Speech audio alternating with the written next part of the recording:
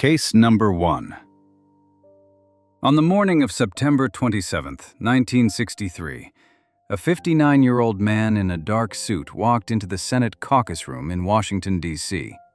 He was flanked by 200 United States Marshals. He had a thick accent, rough hands, and a 7th-grade education. His name was Joseph Michael Valachi, and he was a convicted murderer, a heroin trafficker, and a soldier in the Genovese crime family. He was also, as of that morning, the first member of the Italian-American Mafia to publicly admit that it existed. For 33 years, Valachi had lived inside a secret criminal organization that most Americans had only heard rumors about. He had taken a blood oath to never speak of it. He had watched men die for breaking that oath. And now, sitting in front of television cameras, broadcasting his face into millions of living rooms across the country, he was about to break it himself. The consequences of what he did in that room would reshape American law enforcement for decades. But the road that brought him there started in one of the poorest neighborhoods in New York City, more than half a century earlier. Joseph Valachi was born on September 22, 1904, in the East Harlem section of Manhattan. His parents, Domenico and Maria, were Italian immigrants from Cervinara, a small town in the Campania region of southern Italy. The family was desperately poor. Valachi was one of 17 children, and only 6 of them survived past childhood. His father was a violent alcoholic who scraped together a living as a pushcart peddler on the streets of Harlem. The household was chaotic. Valachi's oldest brother, Anthony, was eventually committed to the state hospital for the criminally insane. 2 of his 3 sisters and his grandmother would also end up in mental institutions. The apartment where he grew up had no hot water. He later described sharing his bedroom with piles of wood and coal that the family scavenged for heat. Valachi would blame this childhood for everything that came after. In his own words, it was this background that pushed him toward a life of crime. He was in trouble with the law almost from the start.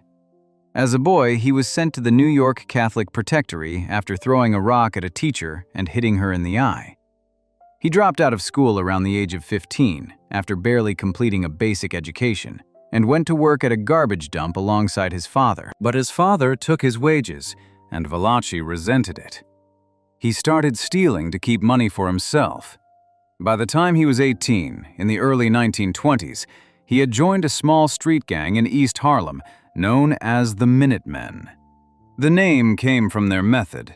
They would break into a store or a warehouse, grab whatever they could carry, and be gone in under 60 seconds. Valachi was the driver. He had a talent for fast getaways, and that skill earned him a reputation in the neighborhood as someone worth keeping around. In 1921, at 17 years old, Valachi was arrested on grand larceny charges. In 1923, he was arrested again after a botched robbery. He pleaded guilty to attempted burglary and was sentenced to 18 months at Sing Sing Prison, one of the most notorious penitentiaries in the country. He served 9 months and was released. When he got out, the Minutemen had replaced him with a new driver. So Valachi put together a new burglary crew of his own. That crew did not last long either. In 1925, after a break-in at a loft in Upper Manhattan, his car stalled during the getaway. Police traced the abandoned vehicle back to him. He was sent to Sing Sing again, this time for 3 years. While inside, he was stabbed in the back by another inmate named Pete Latempa.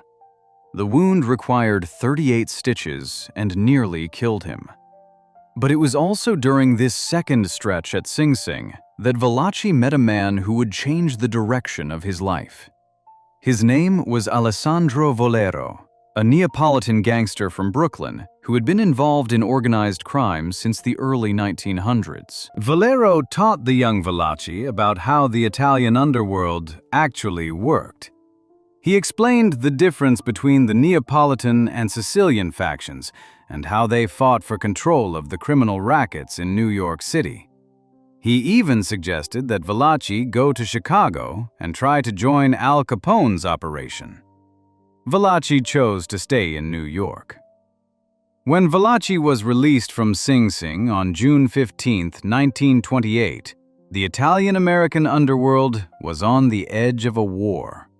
Two rival factions were competing for control of organized crime in the United States. One was led by Joe Masseria, a powerful boss based in Manhattan. The other was led by Salvatore Maranzano, a Sicilian immigrant who had ambitions of becoming the supreme leader of all the Italian crime families in America. Through a mob contact named Dominic "The Gap" Petrilli, Valachi was introduced to the world of the Mafia directly. He began working with the Reina family, which was aligned with the Maranzano faction. The boss of the Reina family was Gaetano Reina, a respected figure in the Bronx underworld. In February 1930, Gaetano Reina was assassinated. He had been switching his loyalties from Masseria to Maranzano, and Masseria had him killed for it. This murder threw the New York underworld into open conflict. The Castellammarese War, as it became known, was one of the bloodiest periods in the history of American organized crime. Valachi fought on the side of Maranzano. He participated in hits. He drove getaway cars. He took part in the November 1930 assassination of two Masseria allies, Al Mineo and Steve Ferrigno, in the Bronx. And then, in late November of that year, Valachi was formally inducted into the Mafia. The ceremony took place in a colonial-style house in Wappingers Falls, New York. There were roughly 40 members present. Salvatore Maranzano himself presided over it. Valachi later described the ritual in detail during his Senate testimony. He sat at a table. A gun and a knife were placed in front of him. The gun was a .38 caliber revolver. The knife was a dagger. Maranzano said some words in Italian. Then Joseph Bonanno, another rising figure in the Mafia, who would later become one of the most powerful bosses in the country, pricked Valachi's trigger finger with a pin and squeezed until blood came out. The blood was smeared onto a paper image of a saint, and the paper was set on fire. As it burned in Valachi's cupped hands, Maranzano spoke. "This is the way I will burn if I betray the secret of this Cosa Nostra." From that moment, Valachi was a made man. He was bound by a code called omerta, which meant silence. Breaking that code was punishable by death. He was 26 years old. The Castellammarese War ended on April 15, 1931, when Joe Masseria was shot and killed in a restaurant on Coney Island. Maranzano declared himself capo di tutti capi, boss of all bosses, and Valachi was assigned as one of his personal bodyguards. But that position lasted only 5 months. On September 10, 1931, Maranzano was murdered in his own office by a group of men sent by Charles Lucky Luciano, who had been secretly working to overthrow both Masseria and Maranzano. Luciano dismantled the boss of bosses title entirely and reorganized the American Mafia into a structure of 5 families in New York, governed by a ruling body called the Commission. Valachi survived the transition. He became a soldier in the family now headed by Luciano, which would eventually become known as the Genovese crime family. He was placed in the crew of Anthony "Tony Bender" Strollo, and that is where Joseph Valachi stayed for the next 3 decades. He never rose above the rank of soldier. He never became a captain, an underboss, or a boss. He was a foot soldier, a low-level earner, a man who followed orders. In July 1932, Valachi married Carmela Mildred Reina, the eldest daughter of his former boss, Gaetano Reina. The marriage happened over the objections of her mother, her brother, and her uncle. They had one son together, a boy named Donald. Over the following decades, Valachi made a living through the standard rackets of a mafia soldier. He ran numbers games in Harlem and the Bronx. He operated a slot machine business with a partner that at one point brought in roughly $2,500 a week. He set up what he called a classy horse room in White Plains, New York, where gamblers could place bets on races. He ran a loan shark operation. He even bought his own racehorses. During World War II, Valachi worked the gasoline black market, making approximately $200,000 in 3 years through schemes involving stolen and forged ration stamps. Even with all of that money coming in, Valachi later said of himself, "I wasn't so big." He was right. In the hierarchy of the Mafia, he remained a minor figure, but he was a reliable one. He followed orders. In 1953, Vito Genovese, who had by then risen to become the boss of the family, ordered Valachi to arrange the murder of a mobster named Stephen Franci. Genovese was furious with Franci over personal matters involving Genovese's wife, Anna. On June 18, 1953, Valachi lured Franci to his restaurant in the Bronx, where Franci was strangled to death by 2 other men, one of whom was Valachi's own nephew. Valachi did what was asked of him. He always did. After the war, he moved his family to the suburbs in Yonkers, sent his son Donald to a private school, and tried to give the appearance of a respectable life. He even invested in a dress factory and opened a restaurant called the Lido. But the money from legitimate business was never enough for Valachi. He was drawn to narcotics. And narcotics is what destroyed him. By the early 1950s, Valachi had begun dealing heroin. This was dangerous ground. Several Mafia families, including his own, had officially banned their members from getting involved in drug trafficking because it attracted too much attention from federal agents. The penalty for being caught dealing drugs by the family was supposed to be severe. But the profits were massive, and the bosses who publicly banned narcotics were often quietly profiting from the trade themselves. Valachi later said of this hypocrisy, "I want the boys who are in it today to know how the greed of the bosses is ruining this thing of ours." He helped set up a pipeline to import heroin from France through Corsican suppliers. Purchase price was around $2,500 per kilogram. Bill-fulfilling price in the United States was $11,000. Over several years, the operation smuggled an estimated 100 kilograms of pure heroin into the country. In 1955, he was arrested and convicted on a narcotics conspiracy charge. The conviction was later overturned on appeal. In 1956, he was arrested again, this time in a case involving his brother-in-law, Giacomo Reina. He was released on bail, and the conviction was eventually reversed, but the federal government was closing in. His liquor license at the Lido restaurant was revoked. His partner in the dress factory died and left behind unpaid taxes, so the business was liquidated. His jukebox business collapsed under pressure from narcotics agents. Everything he had built was falling apart. In 1958, after 25 years of marriage, Valachi left his wife Carmela for another woman. In 1959, his luck finally ran out. He was convicted on narcotics charges and sentenced to 15 years in federal prison.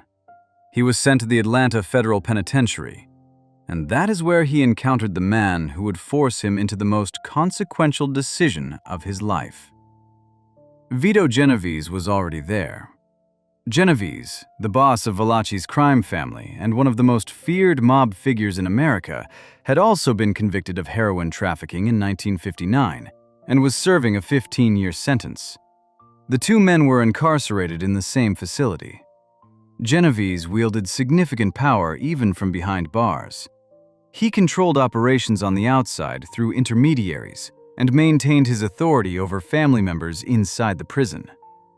At first, the arrangement between Genovese and Valachi seemed normal enough, but rumors began to circulate inside the prison that Valachi had been cooperating with federal narcotics agents. These rumors were not accurate. Valachi had been questioned repeatedly by agents after his conviction, but he had not given them information voluntarily. It did not matter. In the world of the Mafia, The suspicion alone was enough. A mobster named Vito Aguici, who was also incarcerated at Atlanta, began publicly calling Valachi an informer and a filthy dog in front of other inmates. By 1962, Valachi could feel the atmosphere around him changing. Other mobsters in the prison stopped talking to him. They avoided eye contact. They refused to sit with him.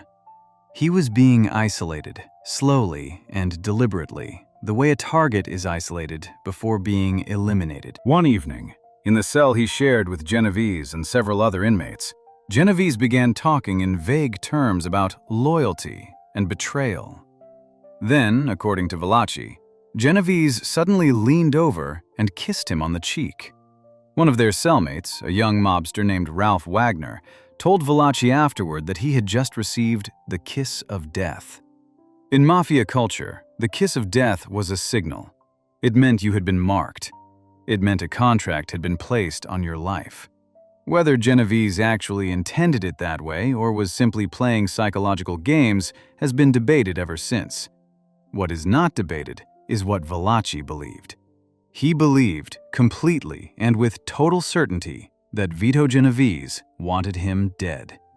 A $100,000 bounty was rumored to have been placed on his head. Valachi became convinced that a Mafia member named Joseph Di Palermo, also incarcerated at Atlanta, had been given the contract to kill him.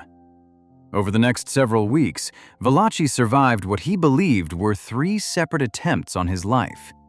He suspected his food was being poisoned. He feared being lured into a shower room and stabbed. He barely slept. He was terrified. On the morning of June 22, 1962, at approximately 8 o'clock in the morning, Joseph Valachi walked into the prison yard at the Atlanta Federal Penitentiary. He was carrying a 2-foot length of iron pipe that he had picked up from a construction area inside the facility. He spotted a man he believed to be Joseph Di Palermo. The man was walking across the yard. Valachi did not hesitate. He attacked. He swung the pipe and struck the man repeatedly, beating him until the man collapsed and stopped moving. Prison guards rushed in and pulled Valachi away. And then they told him who the man was. His name was John Joseph Sopp. He was 52 years old. He was a forger and a mail robber. He had absolutely no connection to the Mafia, no connection to Vito Genovese, and no connection to any contract on Valachi's life. He simply bore a physical resemblance to Di Palermo. And now he was dead. Valachi had killed an innocent man. According to an FBI agent who later spent extensive time debriefing Valachi, this moment broke something inside him. Valachi had committed violence before. He had participated in murders on behalf of the Mafia over a 30-year career. By Justice Department estimates, he had been involved in roughly 30 killings. But he had never felt genuine remorse for any of them. The killing of John Sopp was different. Sopp had done nothing. He was not in the game. He was just a man walking across a prison yard who happened to look like the wrong person.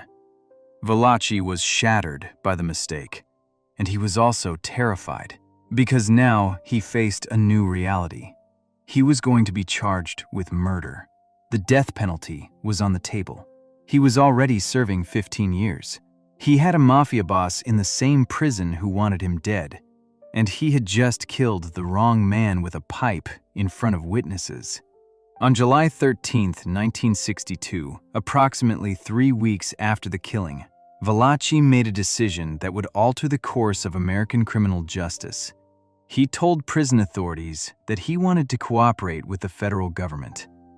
On July 17th, he pleaded guilty to murder in the 2nd degree. The plea bargain spared him from the death penalty. In exchange, he received a life sentence. That same day, he was flown out of Atlanta and transferred to the Westchester County Jail, a few miles outside New York City. He was placed in an isolated ward of the prison hospital under a fake name, Joseph DeMarco. There, agents from the Federal Bureau of Narcotics and the FBI began the long process of debriefing him. Over the following months, Valachi talked. He talked about everything. His initiation in 1930, the Castellammarese War, the structure of the 5 families, the bosses, the underbosses, the captains, the soldiers, the rules, the rituals, the murders, the drug operations, the rackets, the commission that governed all of it. He was eventually moved to the Fort Monmouth Army Base in New Jersey, where he remained for 7 months, telling federal agents everything he knew about the inner workings of organized crime in America. He even received a personal visit from Attorney General Robert F. Kennedy, who recognized the historic significance of what Valachi was revealing. The information Valachi provided was extraordinary. For decades, the existence of a structured national Italian-American criminal organization had been denied by some of the most powerful figures in law enforcement. FBI Director J. Edgar Hoover had publicly dismissed the idea that the Mafia existed as a coordinated entity. The November 1957 Appalachian meeting, where state police in upstate New York had accidentally stumbled onto a gathering of more than 60 Mafia bosses from across the country at the home of mobster Joseph Barbara, had embarrassed Hoover and made denial increasingly difficult. But there had never been someone from inside the organization willing to confirm it all. Valachi was that person. He told federal agents that no one in organized crime ever used the term mafia. The insiders called it La Cosa Nostra, which loosely translates to this thing of ours or our thing. He provided the names of every boss of the 5 New York families.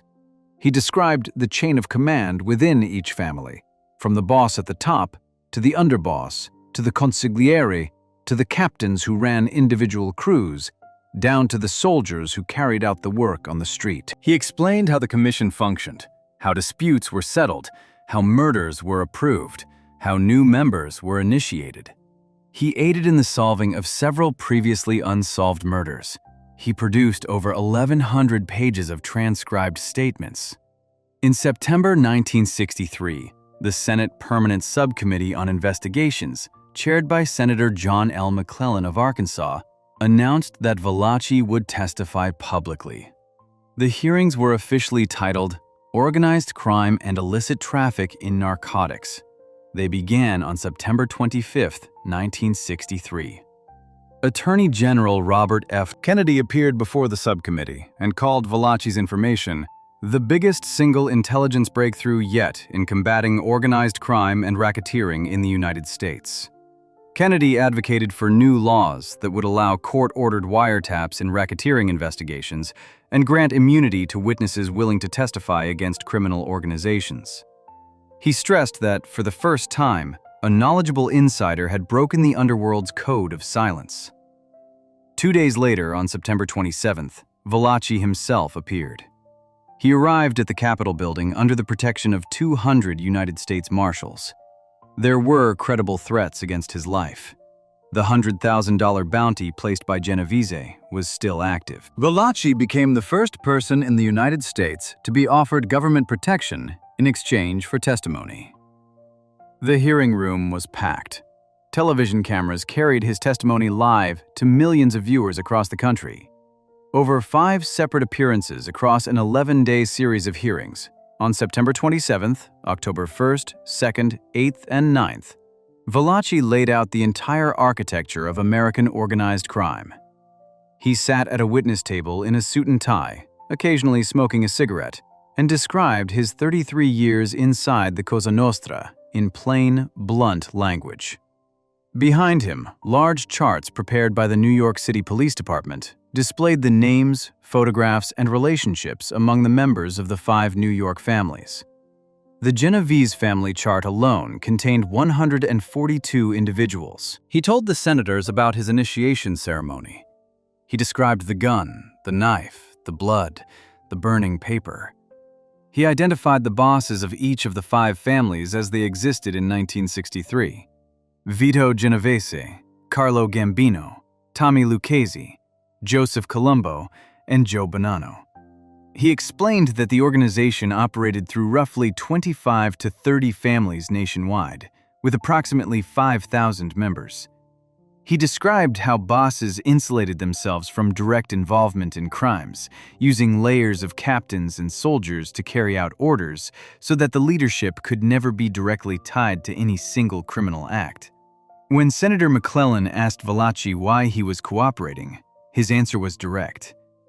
"To destroy them," Valachi said. The senator pressed him. "Destroy who?" Valachi responded. "The Cosa Nostra leaders." Or the bosses. The whole, how would you explain it, that exists.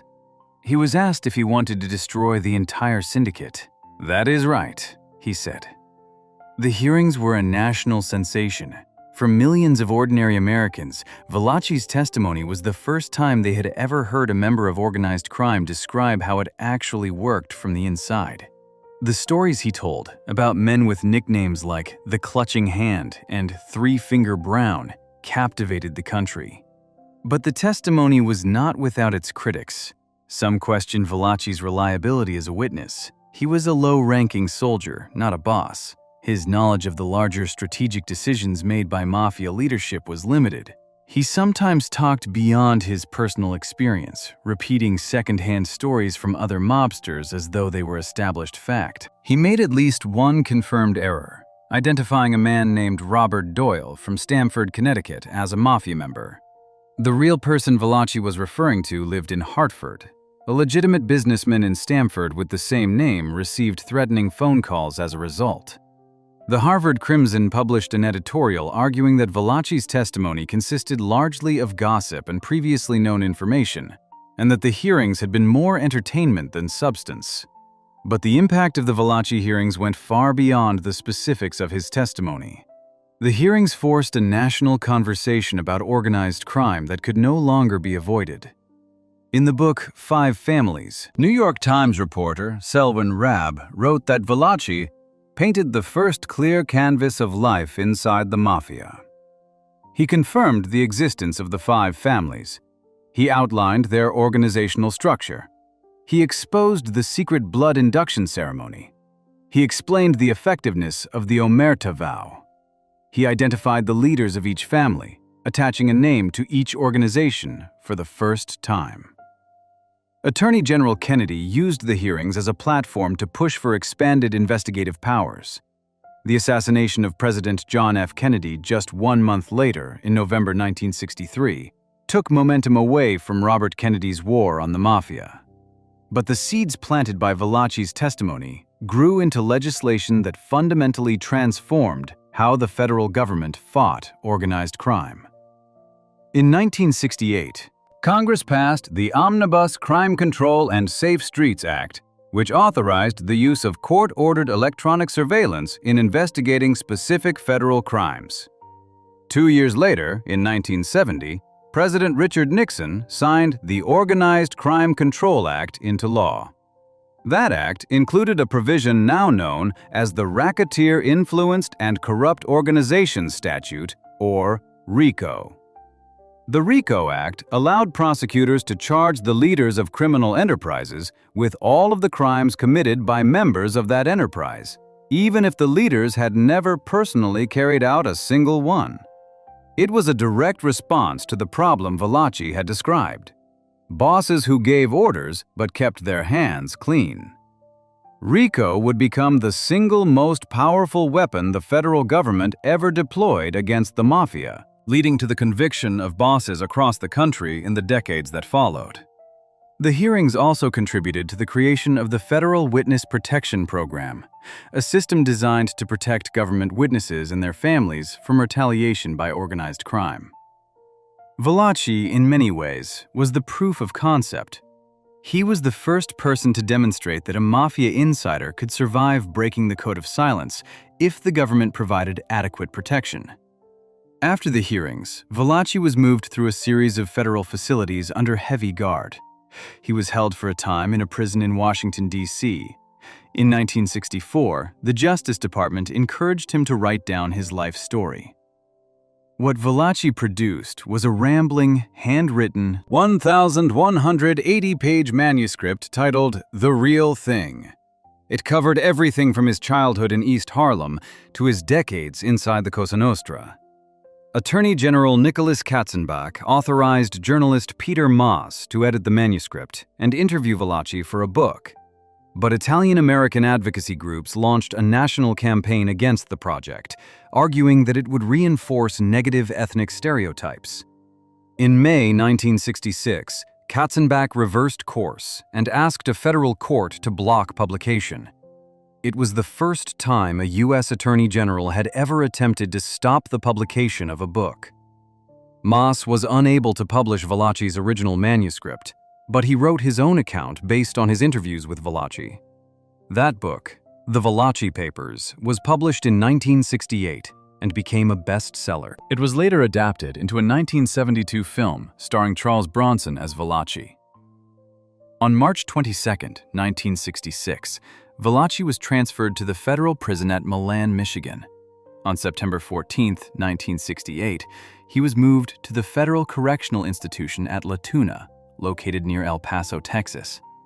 There he was given what was described as the most comfortable accommodations the Federal Bureau of Prisons could provide. He lived in a combined pair of cells that became known among staff as the Valachi Suite. He had his own television, his own cooking facilities, and personal furnishings. He was kept in isolation for his own safety. The $100,000 bounty placed by Vito Genovese was never rescinded. But Genovese never got the satisfaction of seeing it collected. Vito Genovese died in prison on February 14, 1969, of a heart attack, still serving his own narcotics sentence. Valachi outlived the man who had wanted him dead by exactly 2 years. On April 3, 1971, Joseph Michael Valachi died of a heart attack at La Tuna. He was 66 years old. He had spent the last 9 years of his life in federal custody, never once stepping outside as a free man after the day he swung that iron pipe in the prison yard at Atlanta. His body was claimed by a woman named Marie K. Jackson of Niagara Falls, New York, whom Valachi had met through a mutual friend and who was listed as his executor and beneficiary. He was buried 4 days later, on April 7th, at the Gate of Heaven Cemetery in Lewiston, New York. There was no funeral procession. There were no Mafia tributes. The man who had been a made member of the Cosa Nostra for over 30 years, who had taken the blood oath over a burning saint's image in a house in Wappingers Falls, who had driven getaway cars and participated in killings and run rackets across New York for 3 decades, died alone in a prison cell in Texas with a television and a hot plate. Valachi's testimony never led directly to the prosecution of any major Mafia leader. No boss went to prison because of what he said in that Senate hearing room. But what he did was something more fundamental. He proved that the Cosa Nostra existed. He put names and faces and a structure on an organization that had operated in the shadows of American life for more than 70 years. He gave the federal government a blueprint for understanding how the Mafia functioned, and that blueprint became the foundation for everything that followed. RICO, wiretaps, the Witness Protection Program, the Mafia Commission Trial of 1985. Every major organized crime prosecution of the late 20th century was built, at least in part, on the groundwork that Joseph Valachi laid in October of 1963. The Code of Omerta held for decades because the men who took it believed the consequences of breaking it were absolute. Valachi proved they were not. He broke the oath, he survived, and he talked. And once one man did it, the wall cracked. In the years and decades after Valachi, other mobsters followed. Jimmy Fratiano, Sammy the Bull Gravano, Henry Hill. Each one of them walked through the door that Valachi had opened. The Mafia that Valachi described in 1963 with its 5,000 members and its invisible power, has never recovered. Not from RICO, not from the prosecutions, and not from the simple, devastating fact that a low-ranking soldier from East Harlem sat in front of a television camera and told the truth. Joseph Valachi is buried in a small cemetery near Niagara Falls. The Genovese crime family still exists. The $100,000 bounty on his life was never collected. And the oath he swore over a burning image of a saint in 1930, the oath that was supposed to bind him until death, turned out to be the very thing he is remembered for breaking. Before we move on, if you're enjoying this analysis, please consider subscribing. It helps the channel tremendously. Moving on to case number 2. Case number 2. Salvatore Gravano was born on March 12, 1945, in the Bensonhurst neighborhood of Brooklyn, New York. His parents, Giorlando and Caterina, were both from Sicily. His father had jumped ship in Canada and entered the United States as an illegal immigrant.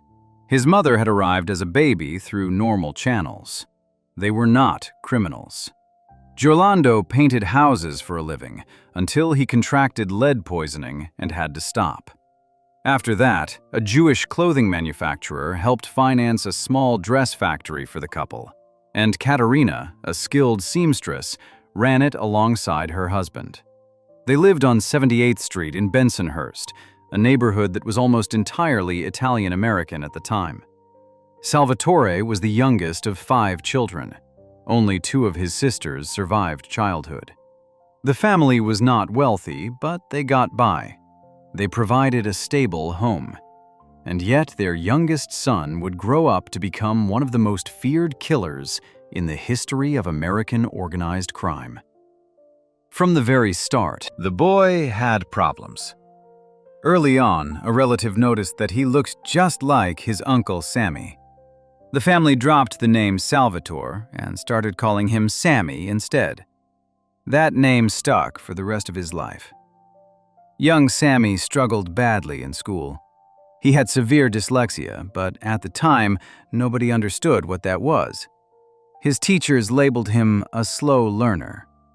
He was held back in the 4th grade. The experience humiliated him. Other kids made fun of him for being older than his classmates, and he responded the only way he knew how. He hit them. He hit anyone who mocked him. He got into fights constantly. He punched a school official on 2 separate occasions. He was eventually transferred to what was then called a 600 school, a special facility for students the regular school system could not handle. Just before he turned 16, that school refused to keep him any longer. His parents signed him out, and his formal education was over. The nickname that would follow him into the history books came when he was around 10 years old. Someone stole his bicycle. When he found the thieves, 2 older and bigger boys, he did not hesitate. He attacked them both at the same time. A group of local mobsters were sitting in a nearby cafe and watched the whole thing. After they broke up the fight and returned the bike, one of them made a comment that stuck. He said little Sammy fought like a bull. From that day on, he was Sammy the Bull. At 13, Gravano joined a street gang in Bensonhurst called the Rampers. They specialized in burglaries, stealing cars, and robbing commercial stores at night. Gravano fit right in. His father tried everything to keep him out of trouble. He forced him to attend Mass. He tried to discipline him. Nothing worked. In 1964, at the age of 19, Gravano was drafted into the United States Army. He served at Fort Jackson in South Carolina. By his own account, he appreciated the structure of military life, the hierarchy, the rules, and the traditions. He reached the rank of corporal and received an honorable discharge after 2 years of service in 1966. He went straight back to the streets of Bensonhurst. In 1968, a Colombo crime family associate named Tommy "Shorty" Spiro brought Gravano into the world of organized crime. Gravano started at the bottom, doing robberies, hijackings, and running illegal poker games. He was good at all of it. He earned money, he followed orders, and he showed no hesitation when it came to violence. In 1970, at the age of 25, Gravano committed his first murder. The target was Joseph Colucci, a fellow associate in Shorty Spiro's crew. Colucci had discovered that Shorty's nephew, Tommy Spiro, was having an affair with Colucci's wife. Colucci planned to kill the Spiros and Gravano in retaliation. When word of this plot reached Shorty, the decision was made. Gravano was given the contract. On the night of the killing, Gravano, Tommy Spiro, and another associate lured Colucci out for a night of drinking. Afterward, the four men got into a car. Tommy drove. Colucci sat in the front passenger seat. Gravano was directly behind him. When a Beatles song came on the radio, Tommy turned up the volume. Gravano pulled his gun and shot Colucci in the back of the head. The murder earned him immediate respect from Colombo family leadership, including from boss Carmine Persico himself. In 1971, Gravano married Deborah Schibetta. They would have 2 children together, a daughter named Karen and a son named Gerard. But his personal life and his criminal life were on a collision course from the very beginning. In the early 1970s, a dispute developed between Gravano and Ralph Spiro, the brother of Shorty. To avoid a potentially deadly conflict within the Colombo family, Shorty arranged for Gravano to be transferred to the Gambino crime family instead. It was a move that changed everything. With the Gambinos, Gravano was placed under the supervision of a veteran captain named Salvatore Tado Arello. Arello took a liking to the young, aggressive earner from Bensonhurst. He became Gravano's mentor, teaching him the finer points of how to operate within the Mafia's structure. When a former associate falsely accused Gravano of a double murder from 1969, Gravano was indicted and needed money for lawyers. He quit a legitimate construction job and went on what he later called a robbing rampage for a year and a half. The charges were eventually dismissed when the witness against him was declared legally insane, but the experience hardened him further. He later said of that moment in his life that the arrest changed everything. He never stopped after that. In 1976, the Cosa Nostra's membership books, which had been closed for years, were finally reopened.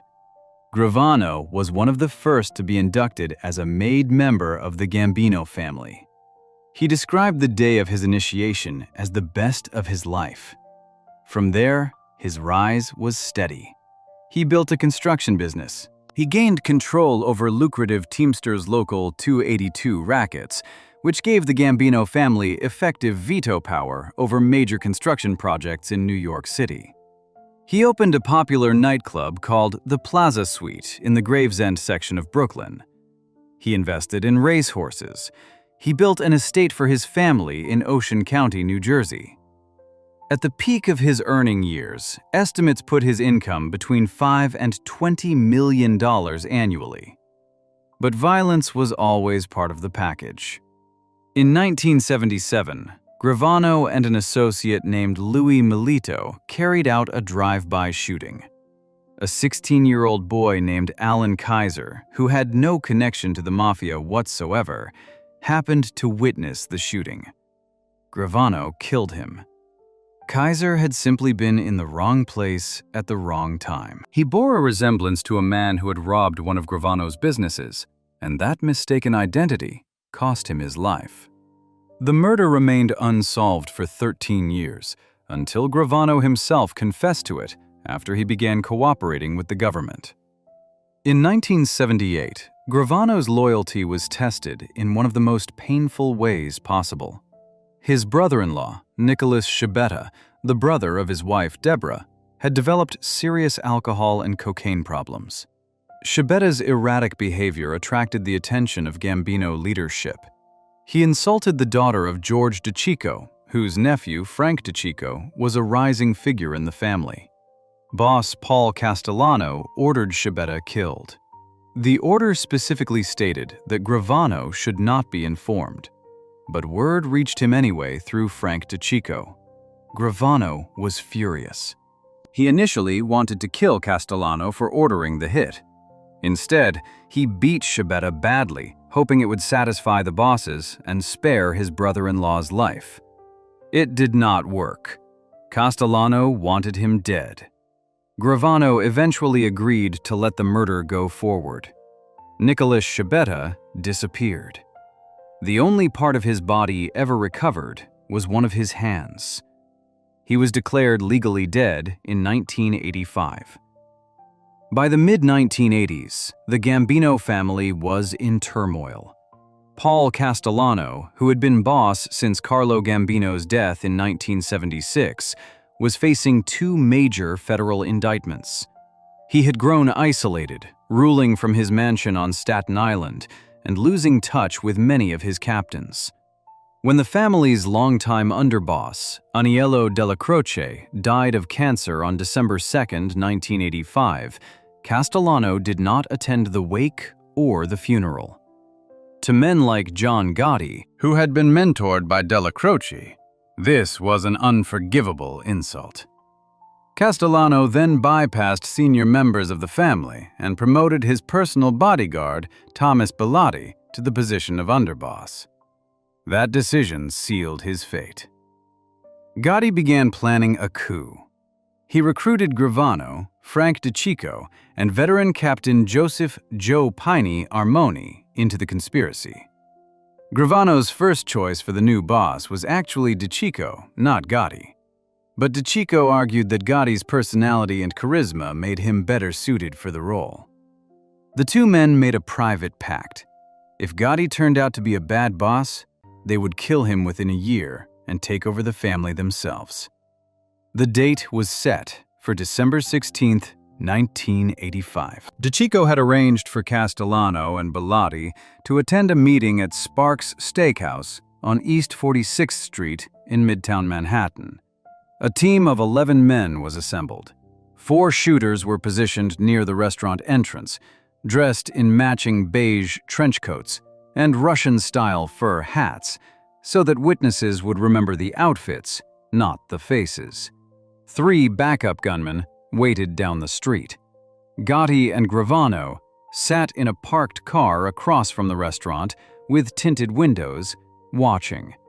At approximately 5:26 in the evening, Castellano's Lincoln pulled up in front of Sparks. As Castellano stepped out of the passenger's side, the shooters moved in. He was hit 6 times. Bellotti was shot as he exited the driver's side. Both men were dead within seconds. Gotti drove slowly past the bodies to confirm the kills. As Gravano looked down at Bellotti's corpse through the car window, he said 2 words to Gotti. "He's gone." 2 weeks later, at a meeting of 20 Gambino captains on January 15, 1986, John Gotti was formally installed as the new boss of the family.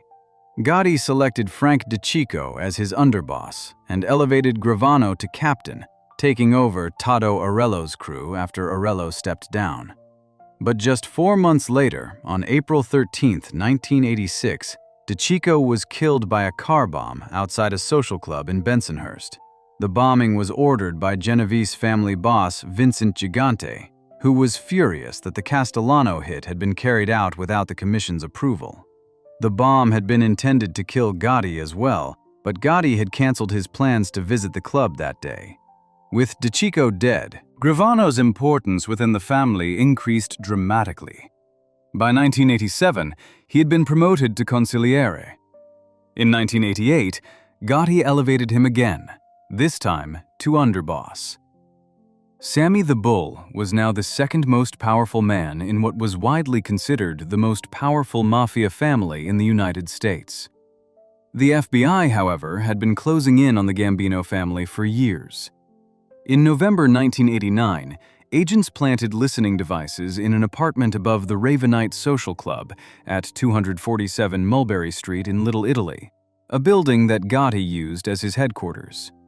The club itself was bugged, the hallway was bugged, and the upstairs apartment, which belonged to the widow of a former Gambino soldier and had become a favorite spot for confidential conversations, was bugged. The resulting recordings captured Gotti discussing murders, mafia business, and organizational decisions in devastating detail. On December 11, 1990, FBI agents and New York City police detectives raided the Ravenite and arrested Gotti, Gravano, and consigliere Frankie Locks Locascio.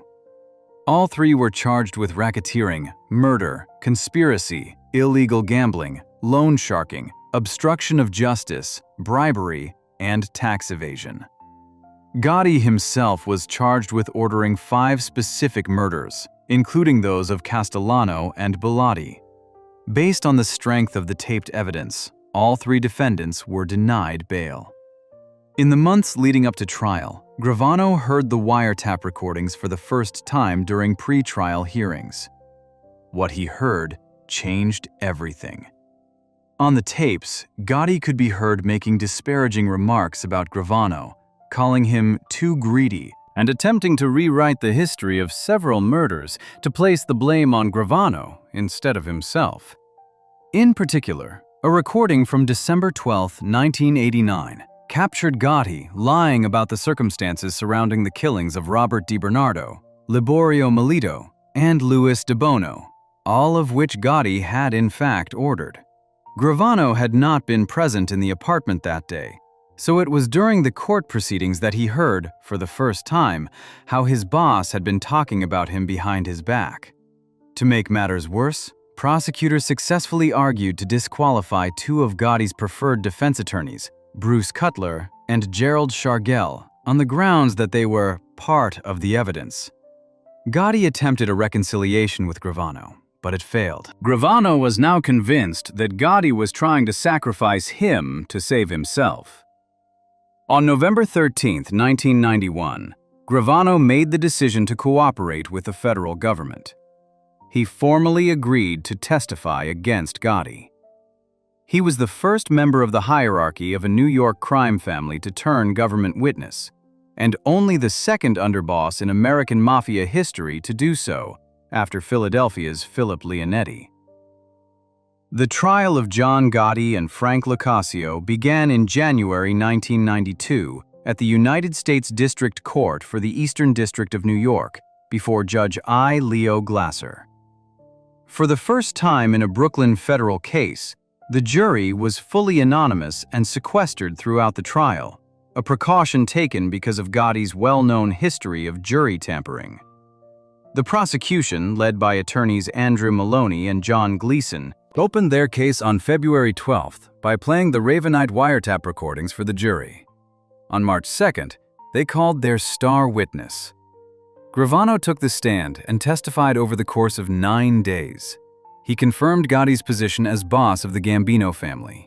He described in detail the conspiracy to assassinate Paul Castellano. He gave a full account of the Sparks Steakhouse hit, including the planning, the surveillance, and the moment the shooters opened fire. He confessed to his personal involvement in 19 murders, implicating Gotti in 4 of them. Defense attorney Albert Krieger and Locascio's attorney Anthony Cardinale cross-examined Gravano extensively, but were unable to shake his testimony. Gotti grew increasingly hostile during the proceedings, calling Gravano a junkie from his seat at the defense table. On April 2, 1992, after just 14 hours of deliberation, the jury found Gotti guilty on all 13 counts. Locascio was found guilty on all but 1. The head of the FBI's New York field office, James Fox, told reporters at a press conference afterward that the Teflon was gone and every charge had stuck.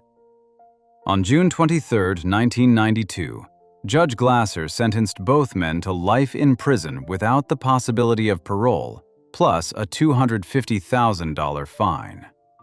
Gravano's cooperation did not stop with Gotti. Over the following years, he testified in multiple additional trials. In total, his testimony led to 37 convictions, with 9 more people awaiting trial, and 8 others forced to resign from union positions as a direct result of his information. He implicated 29 mobsters by name, spanning multiple crime families. His targets included not only Gambino members, but also Colombo acting boss Victor Orena, Colombo consigliere Benedetto Alloy, Genovese underboss Venero Mangano, and De Cavalcante family boss John Rigi. Prosecutors told the court that Gravano's decision to cooperate had also inspired other Mafia members to flip, creating a ripple effect that extended far beyond his own testimony. On September 26, 1994, a federal judge sentenced Gravano to 5 years in prison for his crimes, which included his confessed involvement in 19 murders. The sentence was extraordinarily lenient. Gravano had faced up to 20 years, but the government argued strenuously for leniency, citing the enormous value of his cooperation. Since he had already served approximately 4 years while awaiting trial and testifying, the sentence amounted to less than 1 additional year behind bars. He was released and entered the Federal Witness Protection Program. He was relocated to Arizona under the alias Jimmy Moran. Gravano did not stay in the program for long. After approximately 8 months in Colorado and then Arizona, he left the Witness Protection Program in 1995. He moved his family to the Tempe area near Phoenix and began living openly. He started a swimming pool installation company called Marathon Construction. He opened an Italian restaurant in Scottsdale called Uncle Sal's. In 1997, journalist Peter Maas published a biography of Gravano titled Underboss, Sammy the Bull Gravano's Story of Life in the Mafia. The book became a bestseller. Gravano gave television interviews, including a nationally broadcast appearance with Diane Sawyer. He was not hiding, and the Mafia knew exactly where he was. In 1999, the FBI alleged that Peter Gotti, who had taken over the Gambino family after his brother John went to prison, ordered 2 soldiers to travel to Arizona and kill Gravano. The plot was intercepted before it could be carried out, but Gravano was already heading down a path that would land him back in prison. His son Gerard had become friends with a 23-year-old named Michael Papa, who was involved in the ecstasy trade in the Phoenix area. Papa was also a founding member of a white supremacist gang called the Devil Dogs. Through his son, Gravano became involved in a major ecstasy trafficking operation. The ring sold over 30,000 tablets and was reportedly grossing approximately $500,000 a week. Gravano helped finance the operation and mentored Papa, using his decades of experience in organized crime to guide the younger dealers. Phoenix police first became aware of Gravano's involvement through wiretap surveillance. Investigators, aware of Gravano's history of cooperation with the FBI, deliberately kept the Bureau out of their investigation. On February 24, 2000, at 6 o'clock in the morning, law enforcement conducted 14 simultaneous raids across the Phoenix area. 36 people were arrested. Among them were Gravano, his ex-wife Deborah, his son Gerard, his daughter Karen, Michael Papa, and David Seabrook. Officers seized 23 guns and $90,000 in cash. Gravano was 57 years old. The case was prosecuted in both federal and state court. In June 2001, Gravano pleaded guilty to state charges in Maricopa County Superior Court. He pleaded guilty to 10 counts, including conspiracy to sell dangerous drugs, participating in a criminal syndicate, and money laundering. His ex-wife, Deborah, pleaded guilty to 1 count of illegally conducting an enterprise. His son, Gerard, pleaded guilty to illegally conducting an enterprise and offering to sell dangerous drugs. His daughter, Karen, also pleaded guilty.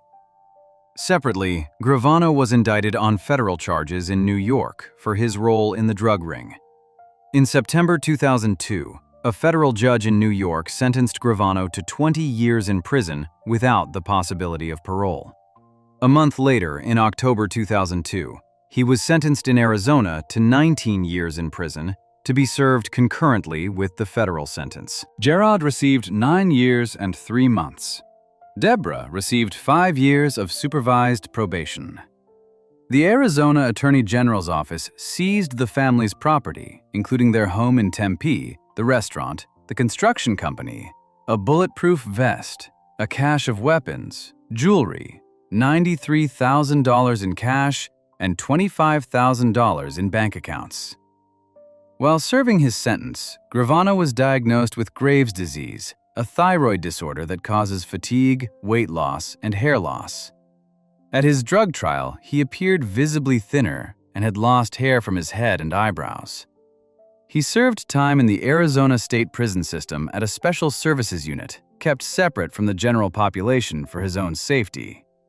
His original release date was scheduled for March 8, 2019. He was released early, on September 18, 2017, after serving approximately 17 years. His attorney, Thomas Farinella, confirmed the release, but would not disclose where Gravano planned to live. Gravano was 72 years old. He was placed on federal parole for the remainder of his natural life. After his release, Gravano settled in the Phoenix area. In December 2020, he launched a YouTube channel and podcast called Our Thing, in which he discusses his life in organized crime, shares stories from his decades inside the Gambino family, and provides his perspective on events and people from Mafia history. The channel has attracted a large following. He has given numerous interviews to media outlets, maintaining his position that he wants to tell the real story of what mob life was actually like, stripped of the glamour that Hollywood attaches to it. In January 2025, a documentary called Sons of Ecstasy premiered on the Max streaming platform, covering Gravano's ecstasy operation in Arizona and the family dynamics that led all 4 members of his immediate family into the drug trade. Gravano's decision to cooperate with the government in 1991 remains one of the most significant moments in the history of American law enforcement's fight against organized crime. Before Gravano, the highest-ranking New York Mafia member to ever break omerta was Joseph Valachi, who had been a low-level soldier. Gravano was the underboss of the most powerful crime family in the country. His testimony proved that the code of silence could be broken at the very top, not just by foot soldiers with nothing left to lose. The psychological impact of his betrayal rippled through every crime family in the United States. If the underboss of the Gambinos could flip, nobody was safe. In the years that followed, a wave of high-ranking cooperators came forward, including Colombo boss Alphonse Persico's top allies, Genovese family members, and eventually, in 2003, Bonanno boss Joseph Massino, who became the first sitting boss of a New York family to turn government witness. Each of them walked through the door that Gravano had kicked open. John Gotti never forgave Gravano. He died of throat cancer on June 10, 2002, at the United States Medical Center for Federal Prisoners in Springfield, Missouri. He was 61 years old. He had spent the last 10 years of his life behind bars, convicted largely on the strength of his former underboss's testimony. Gravano confessed to participating in 19 murders during his time in the Mafia. He served a total of roughly 5 years for those crimes. He then served approximately 17 years for selling ecstasy. The math of that sentencing disparity is difficult for many people to process. 19 admitted killings earned him less time than drug trafficking. That fact alone says something about the value the federal government placed on his cooperation, and about how dramatically the system can bend when one man's testimony has the power to bring down an entire criminal empire. Sammy the Bull Gravano is still alive. He lives in Arizona. He is on federal parole for the rest of his life. He talks openly about the murders he committed, the bosses he served, and the oath he broke. The Gambino crime family still exists, diminished from what it was when Gravano sat at the right hand of John Gotti. The code of omerta, the vow of silence that was supposed to hold the Mafia together, has been shattered beyond repair, and the man who did more than anyone else to shatter it is a 79-year-old former underboss in the Arizona desert, recording podcasts about the old days, still calling himself Sammy the Bull. still carrying the weight of 19 bodies and a broken oath that changed the American Mafia forever. Before we move on, if you're enjoying this analysis, please consider subscribing. It helps the channel tremendously. Moving on to case number 3. Case number 3. Henry Hill Jr. was born on June 11, 1943, in Manhattan, New York City. His father, Henry Hill Sr., was an Irish-American electrician who had immigrated from Ireland at the age of 12. His mother, Carmela Costa, was an Italian immigrant of Sicilian descent. The family lived in the Brownsville section of Brooklyn, a working-class neighborhood in the East New York area that was dense with poverty and crime. Henry was one of 8 children in a household that scraped by on his father's wages from construction work.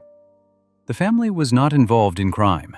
His father was a hard worker who wanted his children to earn honest livings. But across the street from their home, a completely different world was operating in plain sight. Directly opposite the Hill family's house was a taxi dispatch cab stand that served as the headquarters for a crew of the Lucchese crime family. The men who came and went from that cab stand wore expensive suits. They drove Cadillacs and Lincolns. They wore gold watches and heavy jewelry. They carried rolls of cash. One of the men who operated out of that location was Paul Vario, a capo regime, or captain, in the Lucchese family. Vario controlled a network of soldiers and associates who ran rackets across Brooklyn, including extortion, gambling, loan sharking, and truck hijacking. To a young kid from a poor family, the men across the street looked like they owned the world. Henry Hill later said that as far back as he could remember, he always wanted to be one of them. He also said that before he wanted to be a gangster, he actually wanted to be a priest. In 1955, when Hill was 11 years old, he walked across the street and into that cab stand, looking for a part-time job. He started small. He shined shoes. He delivered messages. He ran errands for Vario and the other men who operated out of the storefront businesses that the crew used as fronts, including a pizzeria and a shoeshine parlor. The mobsters took a liking to the kid. He was eager, reliable, and willing to do whatever was asked of him without complaining. Hill struggled severely in school. He was dyslexic, a condition that was not understood or diagnosed at the time. His teachers labeled him a slow learner. He was held back in at least one grade. He did not want to be there. The cab stand was more interesting than any classroom. Hill began skipping school regularly, spending his days running errands for the Vario crew instead of sitting in a classroom where he could not keep up. When his school sent a truancy letter home, his father beat him badly. When the mobsters at the cab stand saw the marks on him and found out what had happened, they took matters into their own hands. They found Hill's mailman, drove him to the local pizzeria, and informed him that from that point forward, all mail from Hill's school would be delivered to the pizzeria, not to the Hill family home. The beatings stopped. Hill's education, for all practical purposes, was over.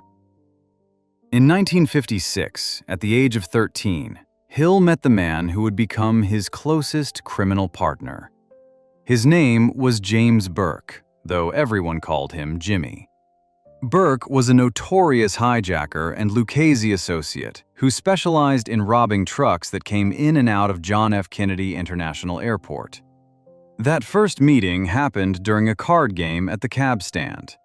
Hill was serving drinks and sandwiches to the players. Burke tipped him generously. Hill was dazzled by his style. Burke, like Hill, was of Irish descent. This meant that under the rules of the Italian Mafia, neither of them could ever become a made man. Full membership in the Cosa Nostra required pure Italian blood. But the Vario crew was willing to work with associates of any background, as long as they earned money and kept their mouths shut. Hill and Burke formed a bond over their shared outsider status within the organization. Burke became Hill's mentor in the mechanics of crime. teaching him how to plan scores, coordinate crews, and move stolen merchandise. Hill's first arrest came when he was 16 years old. He and Lenny Vadio, Paul Vadio's son, tried to use a stolen credit card to purchase snow tires for the wife of Vadio's brother, Tuddy. Two detectives picked Hill up when he returned to the cab stand. During a rough interrogation, Hill gave his name and nothing else. He refused to cooperate. Vario's attorney got him released on bail, and a suspended sentence followed.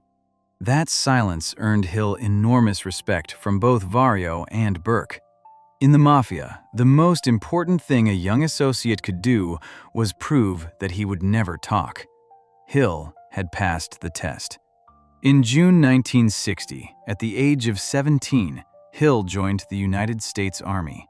He was assigned to the 82nd Airborne Division at Fort Bragg, North Carolina. But even in the military, Hill did not leave the life behind. He continued running scams on the base, selling cigarettes and fronting money to other soldiers.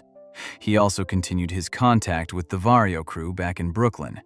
Hill served roughly 3 years. He spent time in the stockade for getting drunk and fighting. After his discharge, he returned to Brooklyn and went right back to work for the crew. He was now involved in more serious crimes: arson, intimidation, running stolen car rings, hijacking trucks. The money was getting bigger. In 1965, Hill married Karen Friedman. They had met through a mutual acquaintance. Karen came from a middle-class Jewish family in the suburbs, and her parents were not enthusiastic about her relationship with Hill. The couple eloped to North Carolina. Karen's family did not attend the wedding. Hill's gangster friends did. They handed envelopes of cash as wedding gifts. The marriage produced 2 children, a son named Greg and a daughter named Gina. On April 7, 1967, Hill and a fellow Lucchese associate named Tommy DeSimone carried out their first major score together. They robbed the Air France cargo terminal at John F. Kennedy International Airport. Using a copied key from a cargo worker, the 2 men walked into the terminal and walked out with $420,000 in cash. No guns were drawn, no alarms were triggered. It was clean. Hill later said that the Air France job made him. Nobody had ever pulled that kind of cash out of the airport before, and he had done it without a weapon. The score raised his standing considerably within the Vario crew and among the wider Lucchese organization. Hill's criminal career continued to escalate throughout the late 1960s. He ran the Sweet Lounge, a nightclub in Queens that served as a gathering spot for Lucchese associates. On June 11, 1970, Hill's 27th birthday, Tommy DeSimone murdered a Gambino crime family-made man named William "Billy Bats" Bentvina at the club. Bentvina had publicly humiliated DeSimone by making fun of his past as a shoeshine boy. DeSimone beat and stabbed him to death. Hill and Burke helped dispose of the body. The killing of a made man without authorization was one of the most serious violations in the Mafia's code of conduct. The Gambino family wanted answers. Paul Vario spent years deflecting their inquiries about Bentvina's disappearance. The consequences of that murder would catch up with all of them eventually.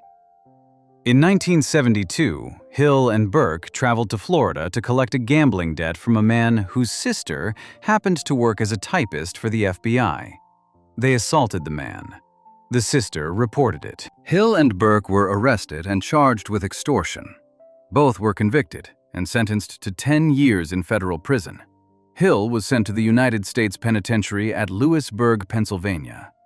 Paul Vario was already there, serving a 2.5-year sentence for tax evasion. The prison also housed several members of John Gotti's crew, who were serving various sentences. Lewisburg is where Hill's life took a turn that would ultimately destroy everything he had built. He met a man from Pittsburgh who taught him how to smuggle drugs into the prison. Hill learned the narcotics trade from the inside. He made contacts. He studied the supply chains. He saw the profit margins. By the time he was paroled on July 12, 1978, after serving 4 years, Hill had a new business plan. He traveled to Pittsburgh the very next day to begin setting up a drug operation on the outside. Hill began wholesaling marijuana, cocaine, heroin, and quaaludes using the connections he had made in prison. The money was enormous. But the Lucchese family had a strict rule against drug dealing. Paul Vario, who was now out of prison himself, had expressly forbidden anyone in his crew from getting involved in narcotics. The reason was practical, not moral. Drug trafficking carried long prison sentences, and long prison sentences made men desperate. Desperate men became informants. Vario understood that drugs were the fastest way to bring the whole operation down. Hill ignored the rule. He got Jimmy Burke involved in the drug trade as well, and his own addiction to cocaine began to spiral out of control. While Hill was building his drug business, Burke was planning the score of a lifetime. A bookmaker named Martin Krugman came to Hill with information. Krugman had learned from an airport cargo worker named Louis Werner that Lufthansa Airlines regularly flew large amounts of unmarked American currency from West Germany to its cargo terminal at JFK. The cash came from monetary exchanges made by American tourists and military personnel stationed overseas. It was stored temporarily in a vault at the airport before being transferred to banks. Werner owed Krugman $20,000 in gambling debts. In exchange for having the debt forgiven, Werner provided detailed information about the terminal's layout, alarm systems, security schedules, and the timing of cash deliveries. Hill brought the information to Burke. Burke brought it to Vario. Vario gave the green light. On December 11, 1978, at approximately 3 o'clock in the morning, a stolen black Ford Econoline van carrying 6 masked gunmen pulled up to Building 261, Lufthansa's cargo terminal at Kennedy Airport. The crew cut the padlock on the gate with bolt cutters and entered the building. They took the night shift employees hostage, forcing them to lie on the floor in the lunchroom. They ordered a supervisor to disable the alarm and open the high-value vault. Within 64 minutes, the crew loaded the van with $5 million in untraceable cash and $875,000 in jewelry. The total haul was $5,875,000. It was the largest cash robbery in United States history at the time. The crew drove away without firing a shot. Burke had selected the robbery team himself. The shooters included Tommy DeSimone, Angelo Seppi, and several other Lucchese associates. Burke's own son, Frank James Burke, drove one of the backup vehicles. A man named Parnell Stax Edwards was tasked with driving the van to New Jersey after the heist to have it destroyed at a junkyard controlled by John Gotti's crew. Edwards did not follow instructions. Instead, he parked the van in front of a fire hydrant near his girlfriend's apartment. Police found it 2 days later. They pulled Edwards' fingerprints from the vehicle and connected it to the robbery. Within 3 days, the FBI had identified the Burke crew as the likely perpetrators. What happened next was a bloodbath. Burke, furious about Edwards' mistake and terrified that any of his co-conspirators might talk to the FBI, began systematically murdering everyone connected to the heist. Edwards was the first to go. On December 18th, 1 week after the robbery, DeSimone and Seppi went to Edwards' apartment and shot him 5 times in the head. Martin Krugman, the bookmaker who had brought the information to Hill in the first place, was killed and dismembered about a month after the robbery. His body was never found. Louis Kafora and his wife Joanna disappeared after Kafora, ignoring Burke's instructions to lay low, bought his wife a custom pink Cadillac and drove it near the airport where the FBI was still investigating. Their bodies were never recovered. Over the following months, more people connected to the heist were killed. The stolen money and jewelry were never found. Louis Werner, the airport insider, was the only person ever convicted in connection with the robbery. He was sentenced to 15 years. Hill watched the bodies pile up with growing terror. He knew that Burke was eliminating anyone who might be a liability, and Hill, with his drug addiction and increasing recklessness, was becoming one of the biggest liabilities of all. Meanwhile, Tommy DeSimone's past had caught up with him. The Gambino family had eventually figured out that DeSimone was behind the murder of Billy Batts. According to Hill, Vario helped set up DeSimone by telling him he was finally going to be made, inducted as a full member of the Mafia.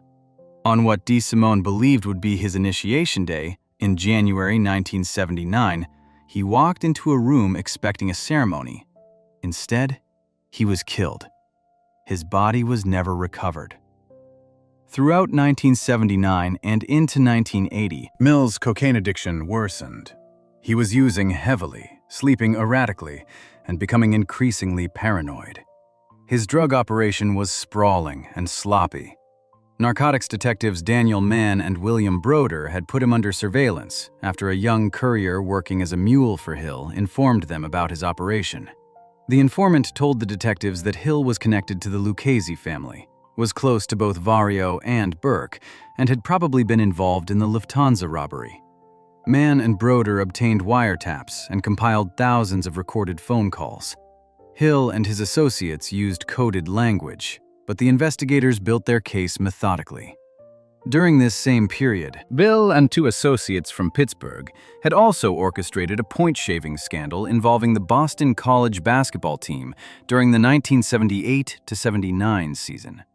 The scheme involved convincing Boston College center Rick Kuhn, who was a high school friend of one of the Pittsburgh gamblers, to manipulate the scores of games so that gamblers could profit from the altered point spreads. Kuhn brought other teammates into the scheme. The scandal would eventually become one of the most notorious sports corruption cases in American history. On April 27, 1980, Hill was arrested on narcotics trafficking charges. Federal agents also played wiretap recordings for him.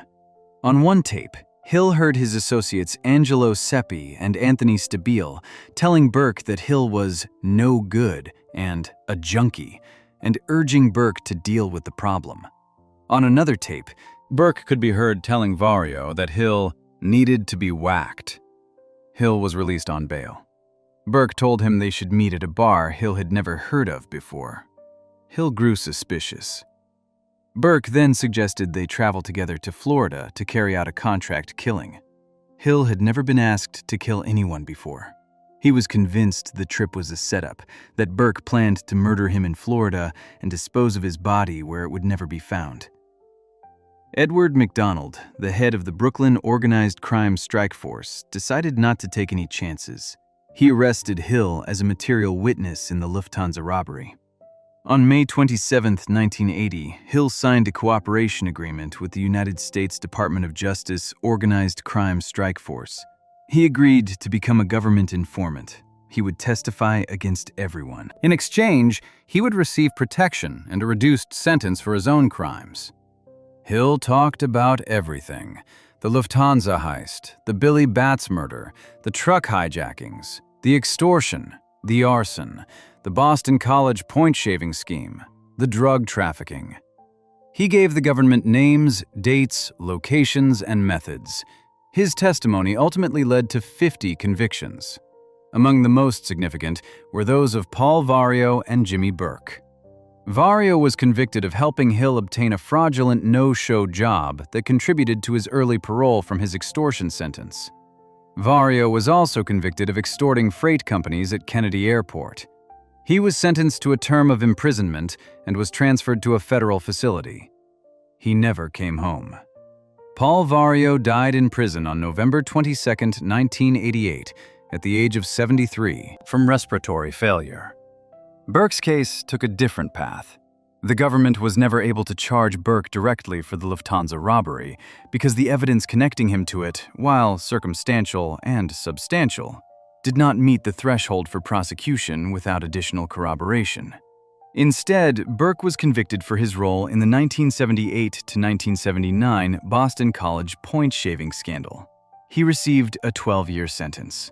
While serving that sentence, Burke was also convicted of the murder of Richard Eaton, a con artist who had tried to cheat Burke. For the Eaton murder, Burke was sentenced to life in prison. He died behind bars on April 13, 1996, of lung cancer. He was 64 years old. In 1980, Hill, his wife Karen, and their 2 children, Greg and Gina, entered the United States Marshals Witness Protection Program. They were given new identities and relocated. Over the following years, the family was moved to multiple locations, including Omaha, Nebraska, Independence, Kentucky, Redmond, Washington, and Seattle, Washington. The program was designed to give them a fresh start, a chance to live under new names in places where nobody knew who they were. But Hill could not stop being who he was. His alcoholism was severe. His drug use continued. He was incapable of keeping a low profile. In one incident in Seattle, Hill hosted a backyard barbecue for his neighbors. While drunk and high, he revealed his true identity to his guests. The U.S. Marshals were furious. They relocated the family again. In Sarasota, Florida, Hill repeated the same mistake, blowing his cover within months of arriving. The Marshals had had enough. In 1987, the government expelled Hill from the Witness Protection Program. That same year, he was arrested in Seattle on narcotics conspiracy charges while living under the alias Alex Canclini. He received 5 years of probation. Hill's marriage to Karen fell apart. They had been together since 1965. The years of infidelity, drug use, criminal activity, and constant relocation had taken their toll. They separated in 1989 after roughly 25 years together. The divorce was not finalized until 2002. Karen Hill went on to build a private life away from the spotlight. Their children, Greg and Gina, later co-authored a book called On the Run, A Mafia Childhood, describing what it was like to grow up as the children of a mobster turned informant inside the Witness Protection Program. In 1985, journalist Nicholas Pileggi published Wise Guy: Life in a Mafia Family, a non-fiction book based on extensive interviews with Hill. Pileggi, a veteran crime reporter who had covered the Mafia for New York Magazine, had been approached by Hill shortly after he entered the Witness Protection Program.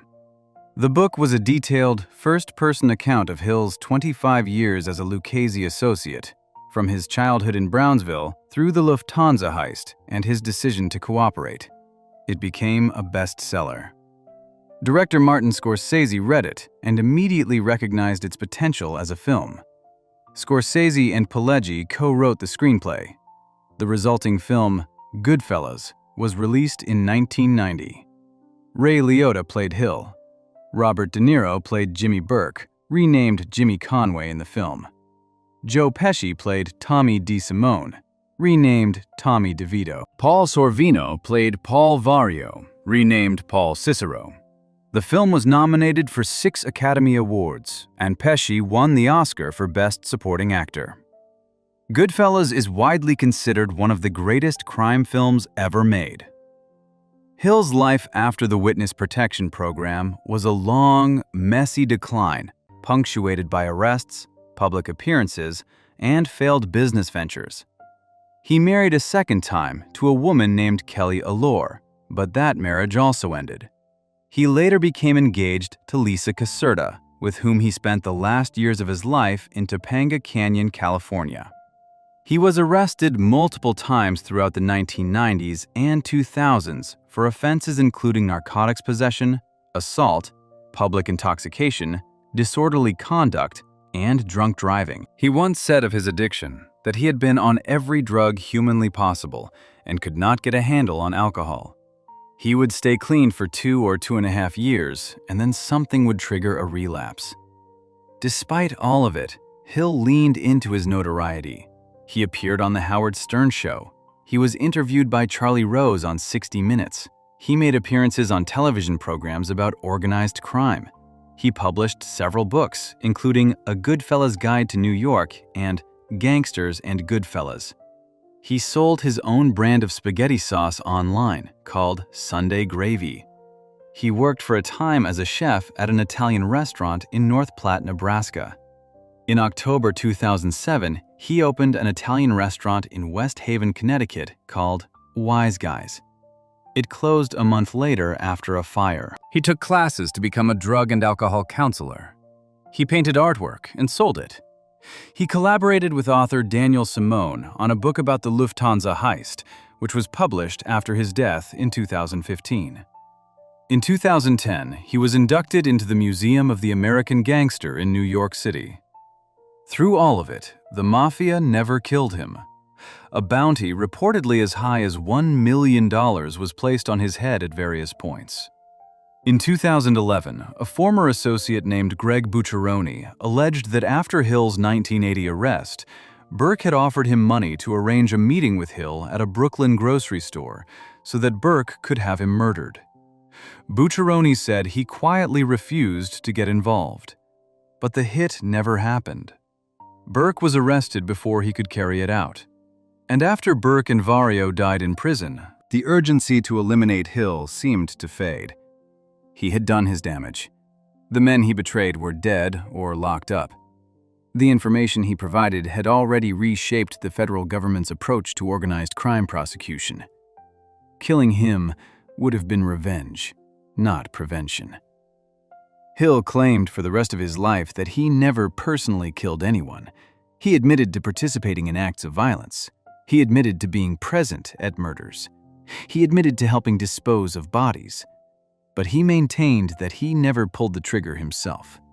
Whether that distinction mattered to the families of the men who died because of his involvement in the Mafia is another question entirely. On June 12, 2012, one day after his 69th birthday, Henry Hill died in a hospital in Los Angeles, California. The cause was complications from heart disease related to a lifetime of heavy smoking. He had undergone open heart surgery the previous year. His girlfriend Lisa Caserta told the Associated Press that he had been sick for a long time and that his heart gave out. She told CBS News that he went out pretty peacefully, for a good fella. His family was at his bedside when he died. The following day, his body was cremated. Henry Hill was never a made man. He was never inducted into the Mafia. He never took the blood oath. He never swore omerta. He was an associate, a half-Irish kid from Brownsville who walked into a cab stand at the age of 11 and spent the next 25 years earning money for men who would never accept him as one of their own. And yet, his cooperation with the federal government did more damage to the Lucchese crime family than most internal wars ever could. 50 convictions. Two of the family's most important figures, Vario and Burke, dead in prison. The inner workings of a mafia crew exposed in a best-selling book and one of the most celebrated films in American cinema history. The code of silence that was supposed to protect the organization was broken by a man who was never even fully inside it. Paul Vario died in prison. Jimmy Burke died in prison. Tommy DeSimone was murdered by the Gambino family. Martin Krugman was killed by Burke. Stax Edwards was shot in the head. Nearly every major participant in the Lufthansa heist was dead within 2 years of the robbery. The stolen money was never recovered. And the man who set all of it in motion by bringing that airport tip to Jimmy Burke, the half-Irish kid who wanted to be a gangster more than anything in the world, died in a hospital bed in Los Angeles with his girlfriend holding his hand. 32 years after he walked away from the only life he had ever known. Henry Hill survived the Mafia, the witness protection program, decades of addiction, and the constant threat of a bullet to the back of the head. In the end, it was cigarettes and a worn-out heart that finished what the mob could not. Before we move on, if you're enjoying this analysis, please consider subscribing. It helps the channel tremendously. Moving on to case number 4. Case number 4. Alphonse Diarco was born on July 28, 1932, in Brooklyn, New York. He grew up in the Williamsburg section of the borough, just a few blocks from the Brooklyn Navy Yard. The neighborhood at that time was a dense working-class area filled with immigrant families, dock workers, and, on certain corners and in certain social clubs, men who made their living outside the law. Darko attended a Catholic grammar school in the area. He was not a strong student. By the age of 15, he had dropped out of high school entirely. His formal education was over. But the streets around the Navy Yard had already been teaching him a different kind of curriculum for years. As he later described it, growing up in that neighborhood was like being in a forest where all the trees were the dons and the organized crime guys. They were everywhere. They were the backdrop of daily life. And to a kid like Alphonse Darko, they were the only men who seemed to have any real power. His first act of violence came early. At the age of 14, Darko beat another boy with brass knuckles. It was the kind of incident that, in that world, did not raise alarm. It raised interest. The men who ran the rackets in Brooklyn noticed kids like him. They noticed who was willing to use their hands. They noticed who did not flinch. Darko was small in stature. He stood about 5 feet 7 inches tall. That earned him the nickname that would follow him for the rest of his life. Everyone called him Little Al. Later, as he moved deeper into the organization, he picked up a second nickname. Some of the men around him called him the Professor, because compared to many of the violent, impulsive criminals he worked alongside, Darko was thoughtful. He planned. He calculated. He was not reckless. He was patient. And patience, in the Mafia, was often the difference between a long career and a short one. In 1951, at the age of 19, Darko volunteered for the United States Army. The Korean War was underway, and Darko served 2 years. He received an honorable discharge and returned to Brooklyn. He got married. His wife's name was Dolores. Together, they would have 5 children. One of those children, a son named Joseph Darko, would eventually follow his father into the Lucchese crime family. But that was decades away. In the early 1950s, Darko was a young man trying to figure out how to make money. The legitimate options available to a high school dropout from Williamsburg were limited. The illegitimate ones were not. During the 1950s, Darko became an associate in what was known as the Vario crew. This was a faction of the Lucchese crime family, led by a longtime capo regime named Paul Vario. Vario operated out of the Canarsie neighborhood of Brooklyn. His crew was involved in hijacking, loan sharking, gambling, and various forms of extortion.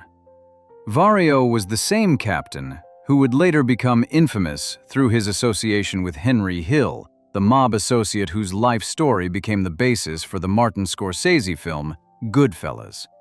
In the movie, Vario was renamed Paul Cicero and played by Paul Sorvino. But in the 1950s, that notoriety was still decades away. Vario was simply one of the most powerful captains in the Lucchese family, and Darko was one of the young men orbiting his crew, trying to prove himself useful. In 1959, Darko met a man named Victor Amuso. Amuso was also from Brooklyn, raised in the Canarsie neighborhood. He was 2 years younger than Darko. The two became acquainted through their mutual involvement with the Lucchese family's Brooklyn operations. At the time, neither man could have predicted how deeply their fates would become intertwined, or how violently their relationship would end. Through the 1960s, Darko continued his criminal activities. He was convicted on drug-related charges during this period and spent several years in prison. After his release, he went right back to the Lucchese family, which was then being run by boss Anthony Corallo, known on the streets as Tony Ducks. Corallo had earned that nickname because of his remarkable ability to duck convictions throughout his career. Under Corallo's leadership, the Lucchese family was one of the most profitable and disciplined of the 5 families that made up the New York Cosa Nostra. Darko worked his way back into the organization's good graces after his prison stint. But becoming a fully inducted member of the Mafia was not easy, and for Darko, it took an exceptionally long time. Since 1957, the American Mafia had imposed a freeze on the induction of new members. This moratorium, ordered after the disastrous Appalachian meeting, where dozens of mob bosses were caught by police at a gathering in upstate New York, meant that the books were closed for years. Even after they were eventually reopened, the process was slow and selective. Darko waited. He waited for decades. He finally received his button on August 23, 1982. Just a month after his 50th birthday. The induction ceremony took place at a residence in the Bronx. It was presided over by boss Anthony Corallo and underboss Salvatore Santoro, known as Tom Mix. Paul Vario was present, serving as Darko's sponsor. Darko was inducted alongside 5 other men, including Louis Dedone, who would himself later rise to the position of acting boss of the Lucchese family. The ceremony followed the traditional Mafia protocol. Each inductee pricked his trigger finger to draw blood, which was applied to a card depicting a saint. The card was set on fire. Oaths of loyalty and silence were recited over the flames. A gun and a knife were placed on the table. The message was clear. You live by the gun and the knife, you die by the gun and the knife. And you never, under any circumstances, betray this thing of ours. Darko was now a made man, a soldier in the Lucchese crime family. He was 50 years old. Most men in the Mafia received their buttons in their 20s or 30s. Darko had waited longer than almost anyone. But he intended to make up for lost time. In the 1980s, Darko opened an Italian restaurant called La Donna Rosa in the Little Italy section of Manhattan. The restaurant served good food. It also served as a regular meeting place for Lucchese family members. Business discussions, criminal planning, and the general socializing that kept the organization running all took place at Darko's restaurant. His criminal portfolio expanded. He was involved in bookmaking, loan sharking, drug deals, and a range of other rackets. Over the course of his career, Darko would be involved in 10 murders. His criminal record would eventually include charges and convictions for extortion, murder, murder conspiracy, robbery, arson, tax evasion, counterfeiting, narcotics trafficking, burglary, hijacking, and assault. It was a long list. And it was about to get longer. In 1983, just a year after being inducted, Darko was convicted of heroin trafficking. He was sentenced to 4 years in prison. He was paroled in 1986. When he came home, the Lucchese family had changed. The old boss, Tony Dux Corallo, had been convicted in the landmark Mafia Commission trial of 1986 and sentenced to life in prison, along with underboss Santoro and consigliere Christopher Fernari. The family needed new leadership. By late 1986, Victor Amuso, the man Darko had met back in 1959, had risen to the position of boss. 2 years later, in 1988, Anthony Casso became the family's underboss. Casso was known on the streets as Gaspipe, a nickname he inherited from his father, who had worked for the Brooklyn Gas Company. Casso was intelligent, cunning, and extraordinarily violent. Together, Amuso and Casso would plunge the Lucchese family into one of the bloodiest periods in its history. That same year, 1988, Paul Vario died in prison. He had been serving a sentence that resulted in large part from the testimony of Henry Hill, the Lucchese associate who had cooperated with the federal government in 1980. With Vario gone, Amuso promoted Darko to capo regime of the old Vario crew. Darko was now a captain. He controlled a crew of soldiers and associates. He ran their rackets. He collected their earnings. And he kicked a significant portion of those earnings up to Amuso and Casso. By the mid-1980s, Darko was becoming wealthy. His crew generated substantial income, and his personal loan sharking portfolio was producing serious money. He became a trusted earner and a reliable conduit between the family's captains and its leadership. On one Christmas, Darko collected tribute from all of the Lucchese family's captains and assembled a holiday gift of $100,000 for Amuso and Casso. That was the kind of gesture that kept you in their good graces. In 1990, Amuso selected Darko to organize what was called the Lucchese Construction Panel. This was a committee of family members that oversaw the Lucchese-controlled unions and construction companies and coordinated joint business ventures with the other 4 families of the New York Mafia. The construction industry in New York City during this period was deeply infiltrated by organized crime. The families controlled unions, rigged bids, extorted contractors, and skimmed millions from public works projects. One of the most notorious of these schemes was the windows case, in which the Mafia families conspired to inflate the cost of replacing windows in New York City housing authority buildings, pocketing enormous kickbacks in the process. Amuso and Casso were heavily involved. Darko's position on the construction panel placed him at the center of some of the most lucrative rackets the family operated. But the walls were closing in. On May 30th, 1990, Amuso and Casso were indicted as part of the windows case racketeering investigation. They had received advance warning about the indictment, and rather than face arrest, both men went into hiding. Before they disappeared, Amuso named Darko the acting boss of the Lucchese crime family. Darko was now running one of the 5 families of the New York Mafia. He was responsible for the day-to-day operations of the entire organization, and his bosses, hiding somewhere in the shadows, continued to send him orders. Darko met with Amuso and Casso twice in Scranton, Pennsylvania, and several additional times at safe houses in Brooklyn. The orders that came from the 2 fugitives were increasingly erratic and violent. Amuso had become consumed by paranoia. He was convinced that informants had infiltrated the family at every level. And his solution to that problem was simple: kill anyone he suspected. Kill anyone who might be suspected. Kill anyone who might know anyone who might be suspected. The body count started climbing. In August 1990, Darko facilitated the murder of a Lucchese mobster named Bruno Facciola. Amuso suspected Facciola of being an informant and ordered his death. When Facciola realized what was happening, he tried to run. He was tackled and dragged back into a garage where he was stabbed and shot. On Amuso's specific instructions, the killers placed a dead canary in Facciola's mouth after they murdered him. The canary was a message. It was the traditional Mafia symbol for an informant, a rat, a songbird. The message was meant for everyone in the Lucchese family.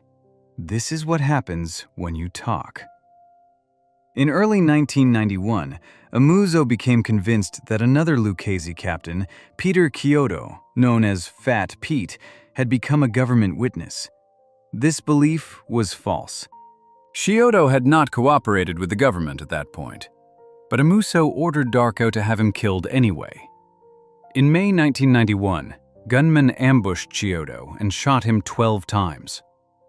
Chiodo was a massive man, standing 6 feet 5 inches tall and weighing over 400 pounds. His sheer size saved his life. The bullets failed to sever any critical arteries. Chiodo survived, and the assassination attempt accomplished the exact opposite of what Amuso had intended. Chiodo, who had not been cooperating with the government before the attempt on his life, now began cooperating. He became a government witness and testified at a Lucchese trial in June 1991. The failed hit on Chiodo made everything worse. Amuso blamed Darko for the failure, and the kill orders kept coming. Amuso ordered the entire New Jersey faction of the Lucchese family, known as the Jersey Crew, to be wiped out after they refused to increase the family's share of their profits. This was an order to murder approximately 15 men. Casso handed Darko a handwritten list of 49 people he wanted dead. Roughly half of the names on that list were Lucchese family members, made men, their own people. Amuso then ordered Darko to bring in a bomb expert from the Philadelphia crime family, in order to blow up Gambino boss John Gotti. The orders had become unhinged. Darko and many other members of the Lucchese family were coming to the same conclusion. Amuso and Casso were no longer thinking rationally. They were destroying the family from within. On July 29, 1991, FBI agents captured Amuso at a shopping mall in Dixon City, Pennsylvania, outside Scranton. He was taken into custody. But Casso remained free and continued issuing orders, and the danger to Darko did not diminish. In early September 1991, Amuso effectively demoted Darko by replacing him as acting boss with a four-man ruling panel of captains. Darko was named to the panel, but the demotion was a clear signal. Amuso no longer trusted him. And in the world Darko lived in, losing the boss's trust was usually a death sentence. On September 18, 1991, Darko attended a meeting of Lucchese leaders at the Kimberly Hotel in Manhattan. The meeting was supposed to be a panel session, but something was wrong from the moment Darko walked in. In the middle of the meeting, a soldier named Mike DeSantis showed up. DeSantis was not a member of the panel. He had no reason to be there. Darko noticed that DeSantis had a gun hidden under his shirt, tucked into the small of his back. DeSantis was also wearing a bulletproof vest. Darko watched carefully. At one point, DeSantis went to the bathroom. When he came back, the gun was gone. Darko recognized what was happening. This was a classic Mafia setup for a hit. You bring the gun into the room, you hide it in the bathroom, someone else retrieves it. The next person who walks out of that bathroom comes out shooting. Darko had been around long enough to know exactly what those signs meant. He was the target. He stood up and rushed out of the hotel. When he got outside, his driver was gone. The car that was supposed to be waiting for him was not there. That was the final confirmation. When your driver disappears before a meeting, it means the people inside the meeting have already told him to leave, because they do not plan for you to walk out. The next day, September 19th, FBI agents contacted Darko and warned him that he was in danger. Darko already knew, but he faced an additional problem. He was aware that Anthony Casso frequently boasted about having at least one FBI agent on his payroll. The so-called Mafia cops, two NYPD detectives named Stephen Caracappa and Louis Eppolito, were later revealed to have been secretly working for Casso for years, feeding him confidential law enforcement information and even carrying out murders on his behalf. Darko knew that going to the FBI's main Manhattan office might be walking into another trap. If Casso's contacts in law enforcement learned that Darko was talking to the feds, they could pass that information along, and Darko would be dead before any deal was finalized. On the night of September 21st, 1991, Darko fled Brooklyn with his wife, his son, and several close relatives. He drove to the FBI's satellite office in New Rochelle, New York, and offered to become a government witness. He was terrified. When federal prosecutors finally met with him, they found him hiding in the bathroom of his hotel room. He was the acting boss of one of the most powerful crime families in the United States, and he was hiding in a bathroom because he did not know if the FBI agents protecting him were actually working for the men trying to kill him. Alphonse Darko became the first boss, acting or otherwise, of a New York crime family to become a government witness. He would hold that distinction for 13 years, until Bonanno family boss Joseph Massino cooperated with the government in 2004. Darko's decision to flip was not driven by a desire to avoid prosecution. He was not facing imminent charges at the time. His decision was driven entirely by the belief that his own people were going to murder him. He later told prosecutors something that captured the strange logic of his situation. He said he was still a mobster. He was just an outlaw now. The Mafia does not throw you out when you cooperate. They just consider you an outlaw. And that, Darko said, was what he was. Over the next 10 years, Darko testified in more than a dozen trials, along with numerous grand jury hearings and other legal proceedings. His testimony was devastating. He knew everything. He had been an associate since the 1950s, a made man since 1982, a captain since 1988, the acting boss since January 1991. He had attended sit-downs with leaders from all 5 New York families. He had carried out murder orders. He had organized construction rackets. He had collected tribute. He had mediated disputes. He understood how the entire machine worked, from the street level to the administration, and he was willing to explain all of it, in detail, under oath, in open court. His testimony helped convict Victor Amuso, his former boss. Amuso was convicted in June 1992 of all 54 counts in a racketeering indictment that charged him with 9 murders, extortion, gambling, and labor corruption. On October 9, 1992, Amuso was sentenced to life in prison without the possibility of parole and fined $250,000. That conviction came just months after Gambino boss John Gotti was convicted in the same Brooklyn federal courthouse. Darko's testimony, along with the testimony of Peter Chiodo, was the foundation of the government's case against Amuso. The 2 former Lucchese captains described a murderous campaign between 1988 and 1991 in which Amuso ordered the killing of anyone he suspected of disloyalty. Darko's cooperation extended far beyond the Lucchese family. His testimony helped convict Vincent Gigante, the boss of the Genovese crime family, who was found guilty of racketeering, conspiracy to murder, and extortion related to the Windows scheme. Gigante was sentenced to 12 years in prison. Darko also testified against Victor Orena, the acting boss of the Colombo crime family. He testified against Anthony Spiro, the consigliere of the Bonanno crime family. He provided testimony in the case against the Mafia cops, Stephen Caracappa and Louis Eppolito, the 2 NYPD detectives who had secretly worked for Casso. He testified against Lucchese acting boss Louis Dedone, the same man who had been inducted into the family alongside Darko back in 1982. In total, Darko was credited with helping to convict more than 50 mobsters across multiple crime families. His cooperation nearly destroyed the Lucchese family. By the time the government was done using his testimony, roughly half the family's members were incarcerated. Anthony Casso, who had remained a fugitive after Amuso's arrest, was finally captured in January 1993. Casso himself then attempted to become a government cooperator. He pleaded guilty to 70 crimes, including racketeering, extortion, and 15 murders. But Casso proved to be an unreliable witness. He was caught lying to prosecutors and attempting to bribe federal guards. His cooperation agreement was revoked.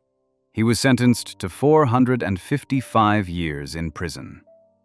Unlike Darko, who told the truth and honored the terms of his agreement, Casso could not stop being what he had always been. In November 2002, Darko was sentenced for his own crimes. The sentence reflected the extraordinary value of his cooperation. He received time served and was fined $50. For a man who had been involved in 10 murders, who had facilitated narcotics trafficking, extortion, arson, robbery, and decades of organized criminal activity, the sentence was remarkable. But that was the deal. The government needed what Darko had, and what Darko had was priceless. No one at his level had ever talked before. The information he provided reshaped the federal government's understanding of how the New York Mafia operated and gave prosecutors the tools to dismantle leadership structures that had been in place for decades. Darko entered the Federal Witness Protection Program. He and his family were relocated under assumed identities. According to government sources, Darko was an exemplary participant in the program. He did not commit any further criminal acts. He did not violate the terms of his agreement. He did not seek publicity. He did not write books under his own name. He did not appear on television. He lived quietly, under protection, for nearly 3 decades.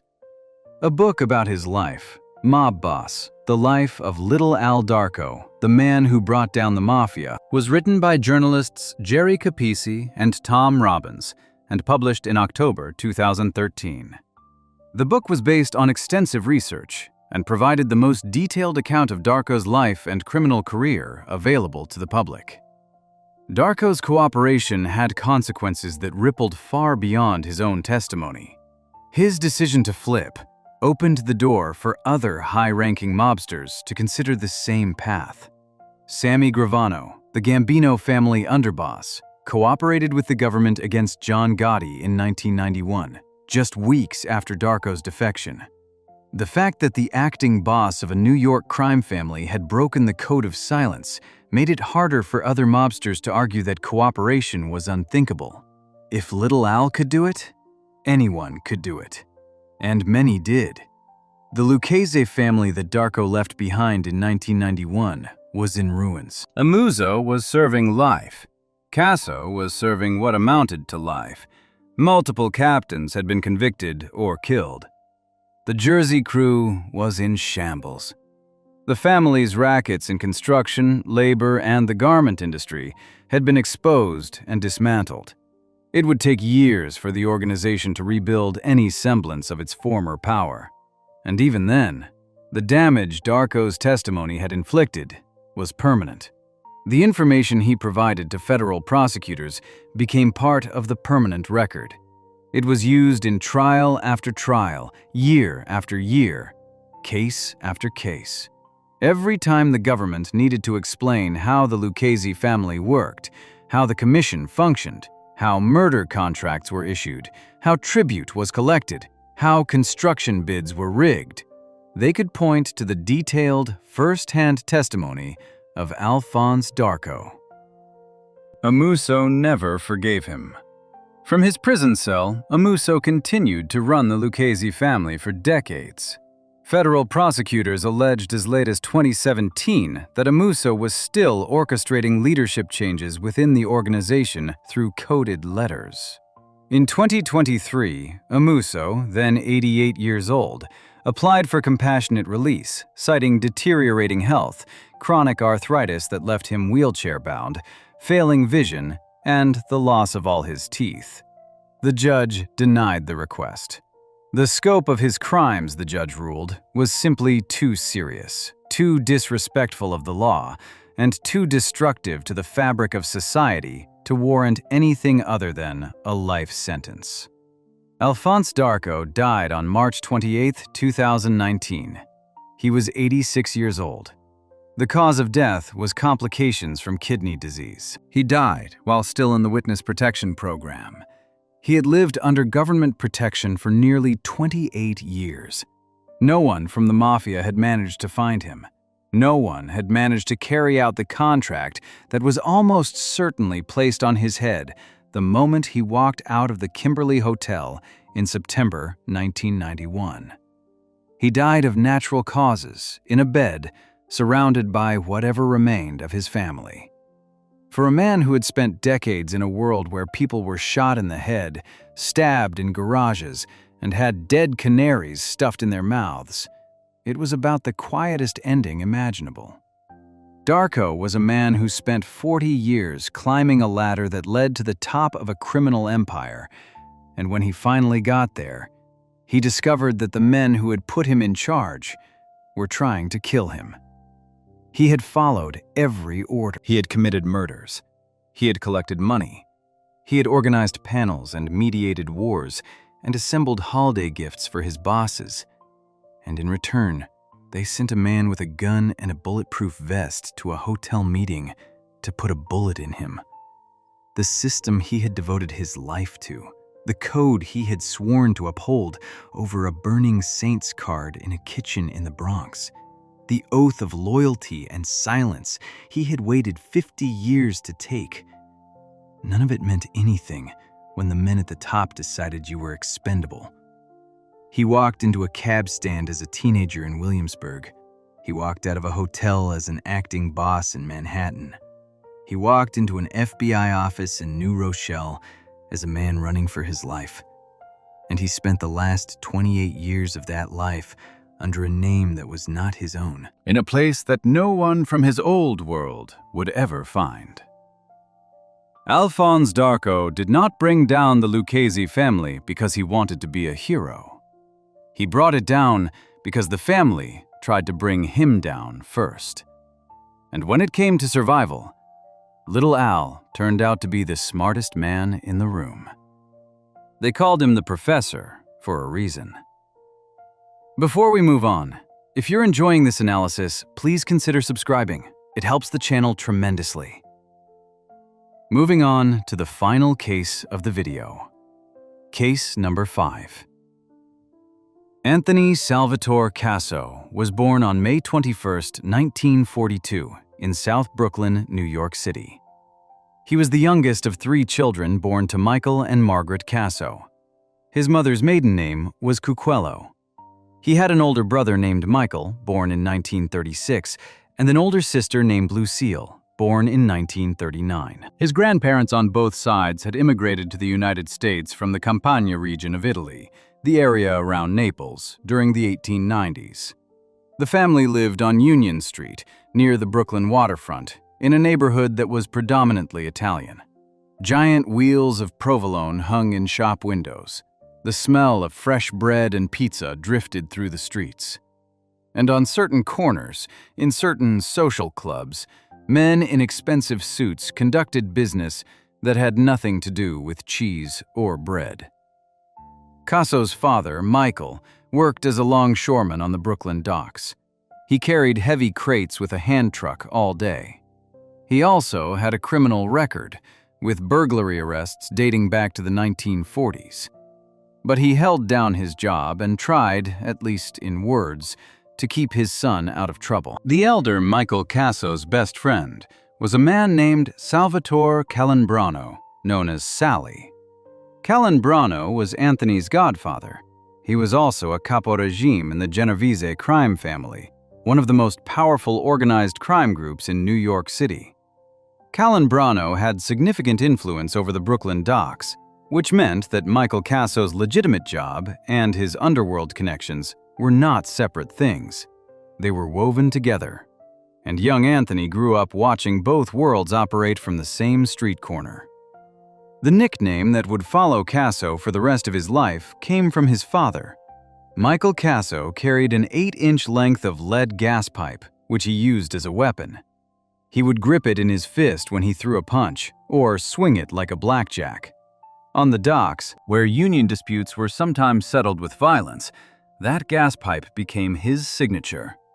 Over time, people started calling him Gaspipe. The nickname was eventually passed down to his son. Anthony Casso hated it. He never liked being called Gaspipe. But the name stuck, and there was nothing he could do about it. A few close friends were allowed to call him Gas. Most people, especially those who feared him, would never say it to his face. Casso dropped out of school at the age of 16. He went to work alongside his father on the docks. But his real education was happening elsewhere. As a teenager, Casso became an expert marksman. He spent hours on the rooftops of tenement buildings in South Brooklyn, firing pistols at targets.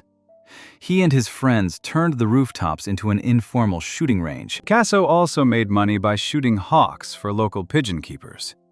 Pigeons were prized in Brooklyn's Italian neighborhoods, kept in rooftop coops by men who raced them and bred them.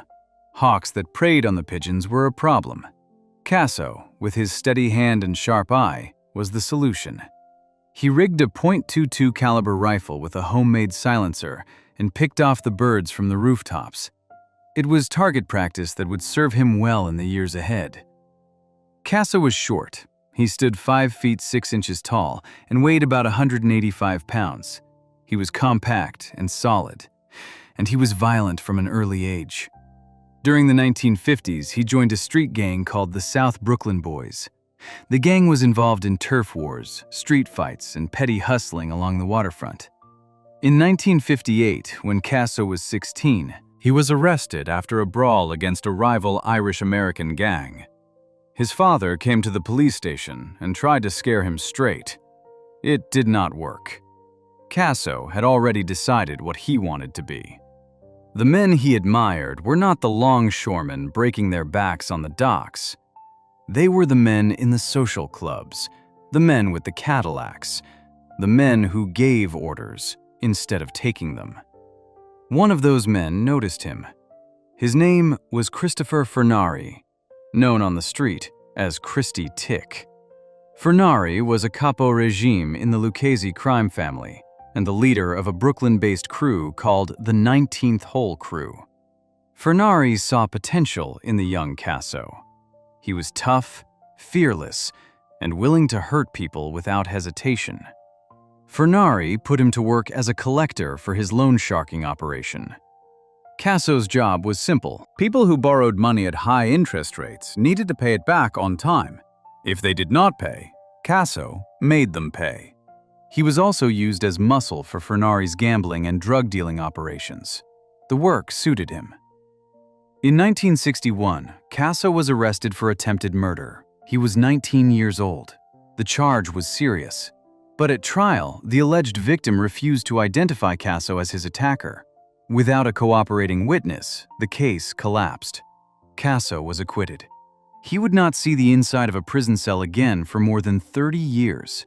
That acquittal set a pattern that would define his early career. Between 1965 and 1977, Casso was arrested 5 times on state and federal charges that ranged from assault with a firearm to heroin trafficking.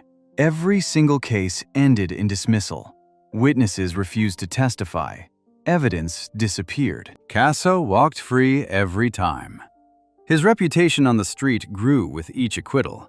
He was becoming untouchable. In 1968, Casso married a woman named Lillian Del Duca.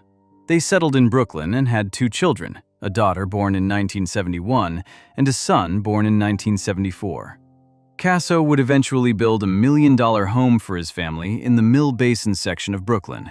He tried to keep his family separate from his criminal life. Lillian and the children lived comfortably. They did not know the details of what he did to provide that comfort. During the 1970s, Casso's criminal career escalated. He committed murders. He trafficked drugs. He carried out burglaries that he would later brag about, claiming to be one of the greatest burglars in organized crime history. He said he was an expert with a magnesium burning bar, a tool used to cut through heavy safes and bank vaults. In 1974, at the age of 32, Casso was formally inducted as a made man in the Lucchese crime family. He was assigned to the crew of Vincent Fasseri, known as Vinny Beans, which operated out of 116th Street in Manhattan and 14th Avenue in Brooklyn. Shortly after his induction, Casso formed a partnership with another young Lucchese soldier named Victor Amuso. Amuso was from the Canarsie section of Brooklyn. The 2 men were close in age and ambition. They began working together on scores that included drug trafficking, burglary, extortion, and murder. Their partnership would last for 2 decades and would eventually bring them both to the top of the Lucchese family. And then, it would destroy them both. When Furnari was elevated to the position of consigliere in the Lucchese family, the 3rd highest rank in the organization, he asked Casso to take over his old crew, the 19th Hole Crew. Casso declined. Instead, he suggested that Amuso be promoted to captain of the crew. Casso chose to become Furnari's personal aide. Under Mafia rules, a consigliere is permitted to have 1 soldier work directly for him. Casso took that role. It gave him direct access to the family's top leadership, while allowing Amuso to build power through the crew. The arrangement benefited both men.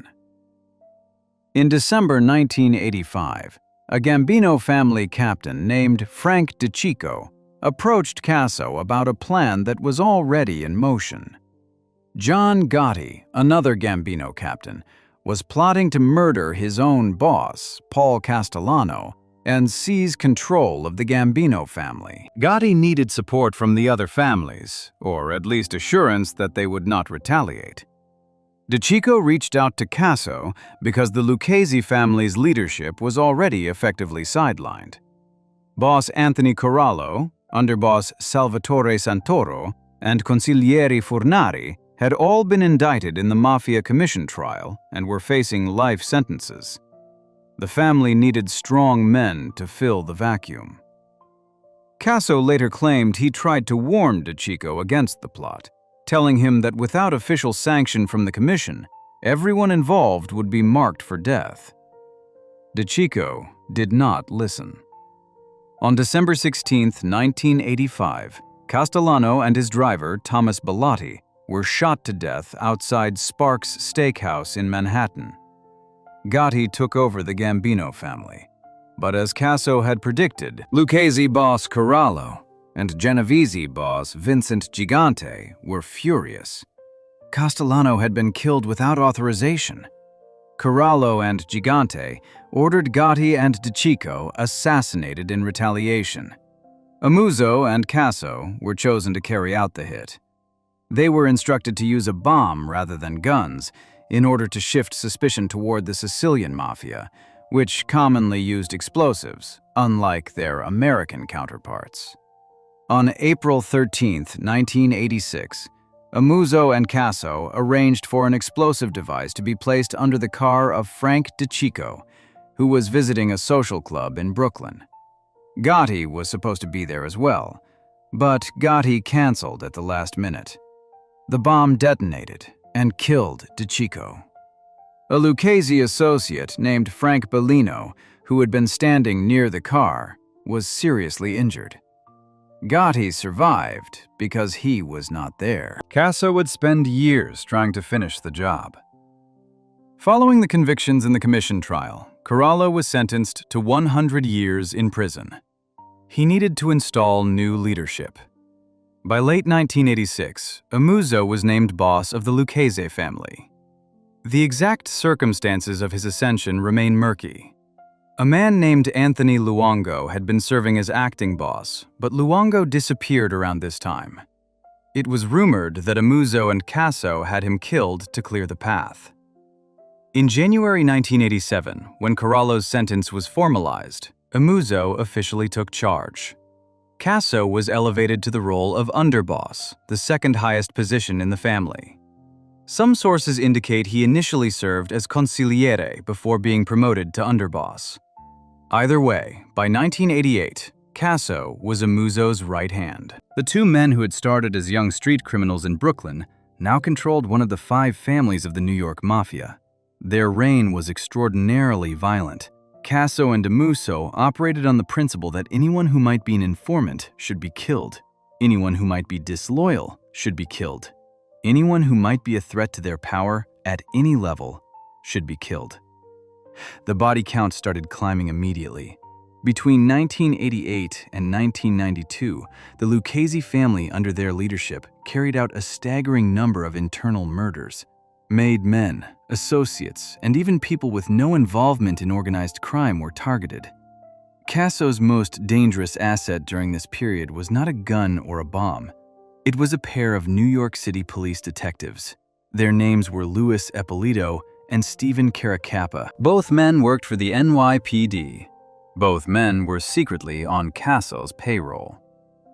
Starting in the mid-1980s, Casso paid the two detectives $4,000 per month. In exchange, Eppolito and Caracappa fed Casso confidential law enforcement information. They told him which of his associates were being investigated. They told him which members of the family were cooperating with the government. They told him about upcoming raids and indictments. And they did more than just provide information. Eppolito and Caracappa personally participated in murders on Casso's behalf. The two detectives would eventually be linked to at least 8 killings carried out for the Lucchese family. They became known as the Mafia Cops, and their case would become one of the most shocking law enforcement corruption scandals in New York City history. Casso also maintained a close alliance with the Russian Mafia in Brooklyn. A Ukrainian-born gangster named Murat Balagula operated a massive gasoline bootlegging scheme out of Brighton Beach. The scam involved evading federal fuel taxes and generated billions of dollars. Balagula paid tribute to Casso for protection. When a rival Russian gangster named Vladimir Reznikov threatened Balagula at gunpoint inside the Rasputin nightclub in Brighton Beach, demanding $600,000, Casso took it personally. Reznikov had put a gun to the head of a man under Casso's protection.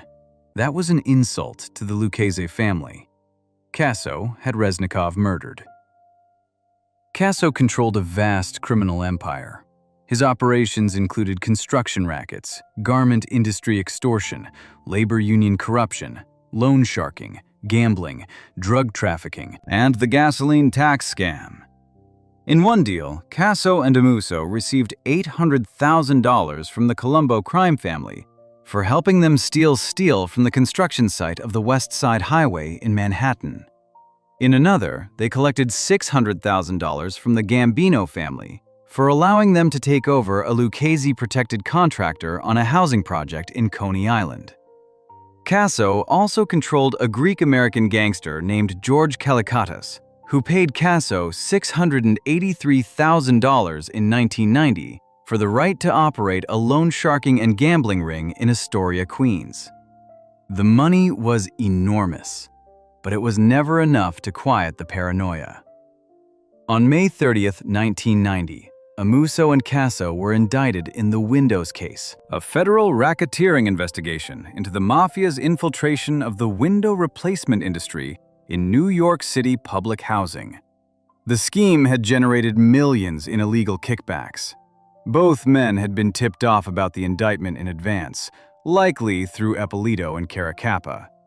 Rather than face arrest, Amuso and Casso went on the run.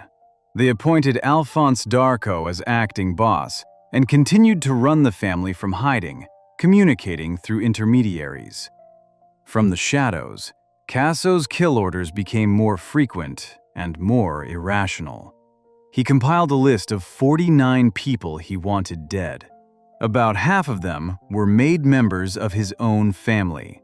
He ordered the murder of Peter Chiodo, a Lucchese captain he falsely suspected of cooperating with the government.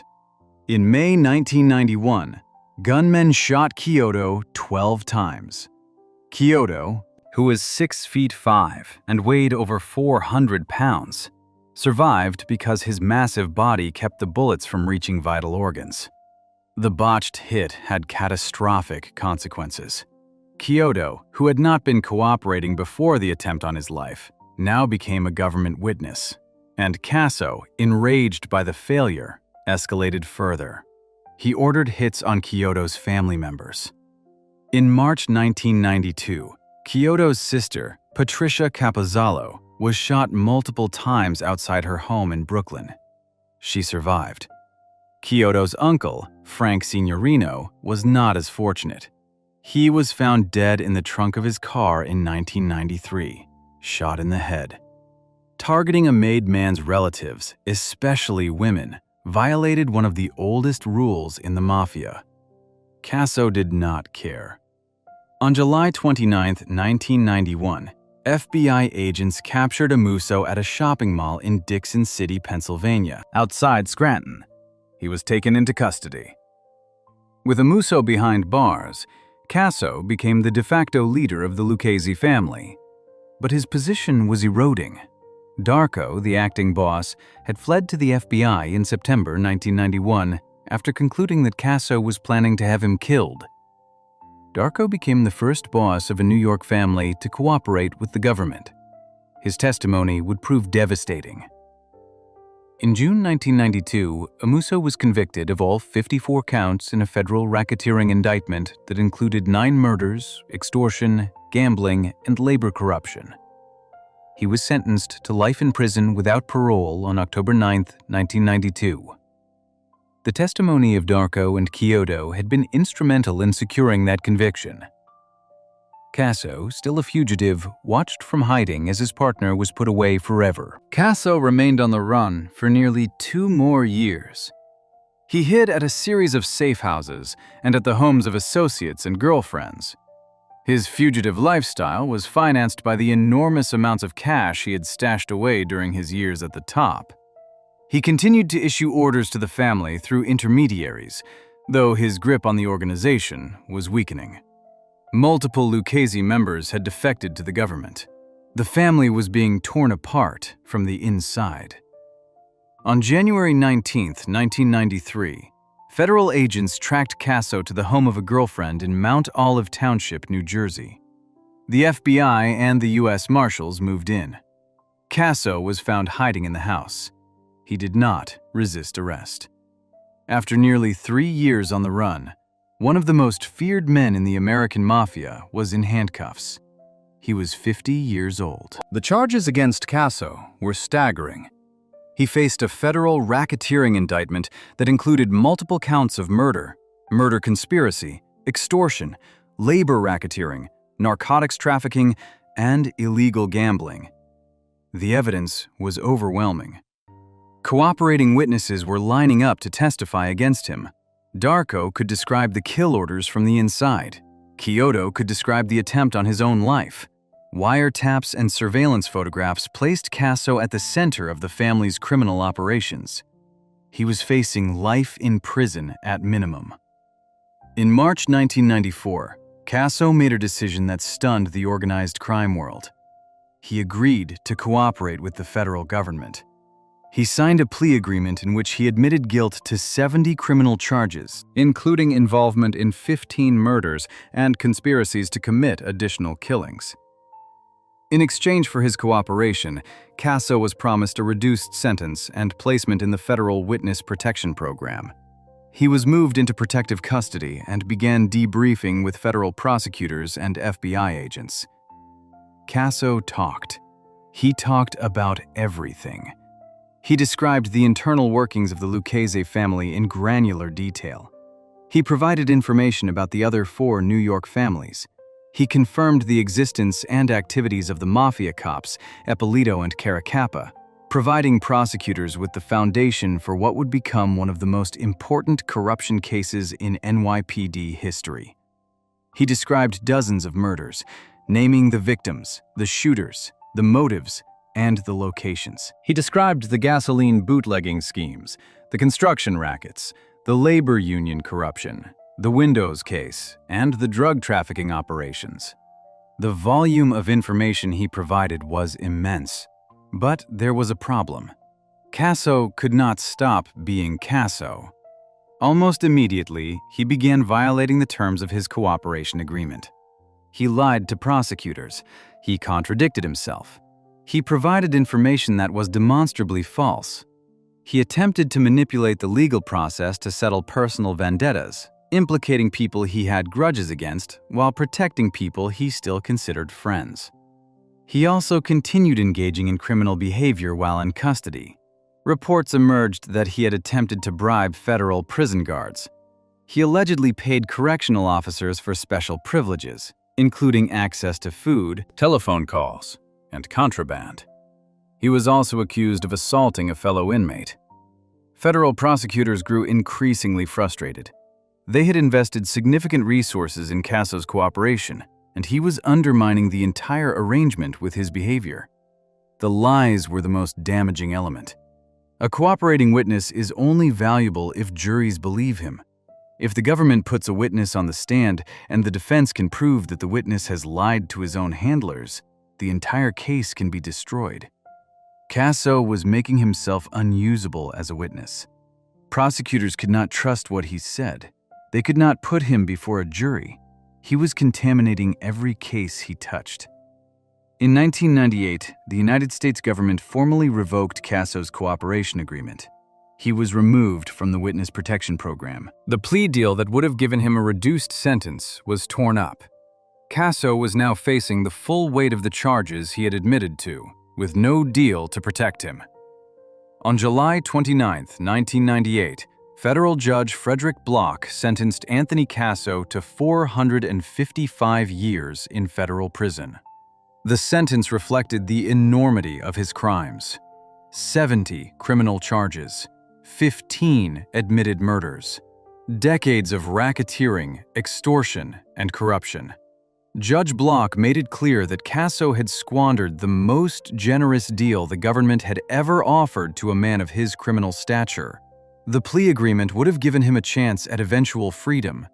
His own behavior had destroyed that chance. Casso was sent to the federal prison system to serve what amounted to a life sentence many times over. He was housed at the Administrative Maximum Facility in Florence, Colorado, known as ADX Florence, the most secure federal prison in the United States. It was the same facility that held terrorists, spies, and the most dangerous inmates in the country. Later, he was transferred to other facilities within the Bureau of Prisons system. From prison, Casso cooperated with author Philip Carlo on a biography titled Gaspipe, Confessions of a Mafia Boss, published in 2008. The book provided Casso's version of events, though many of the claims he made were disputed by law enforcement officials and contradicted by court records. Casso portrayed himself as a man who had been betrayed by both the Mafia and the government. He claimed that his cooperation agreement had been revoked unfairly and that federal prosecutors had reneged on their promises. Law enforcement officials who had dealt with Casso had a different view. They described him as a pathological liar who was incapable of honoring any agreement, criminal or otherwise. The information Casso provided before his cooperation was revoked did prove valuable in certain cases, despite his unreliability as a witness. His revelations about the Mafia cops were particularly significant. Ippolito and Caracappa had retired from the NYPD and moved to Las Vegas, where they believed they were safe from prosecution. Based in part on information originally provided by Casso and corroborated through other sources, the two former detectives were arrested in 2005. They were charged with racketeering, murder, and conspiracy.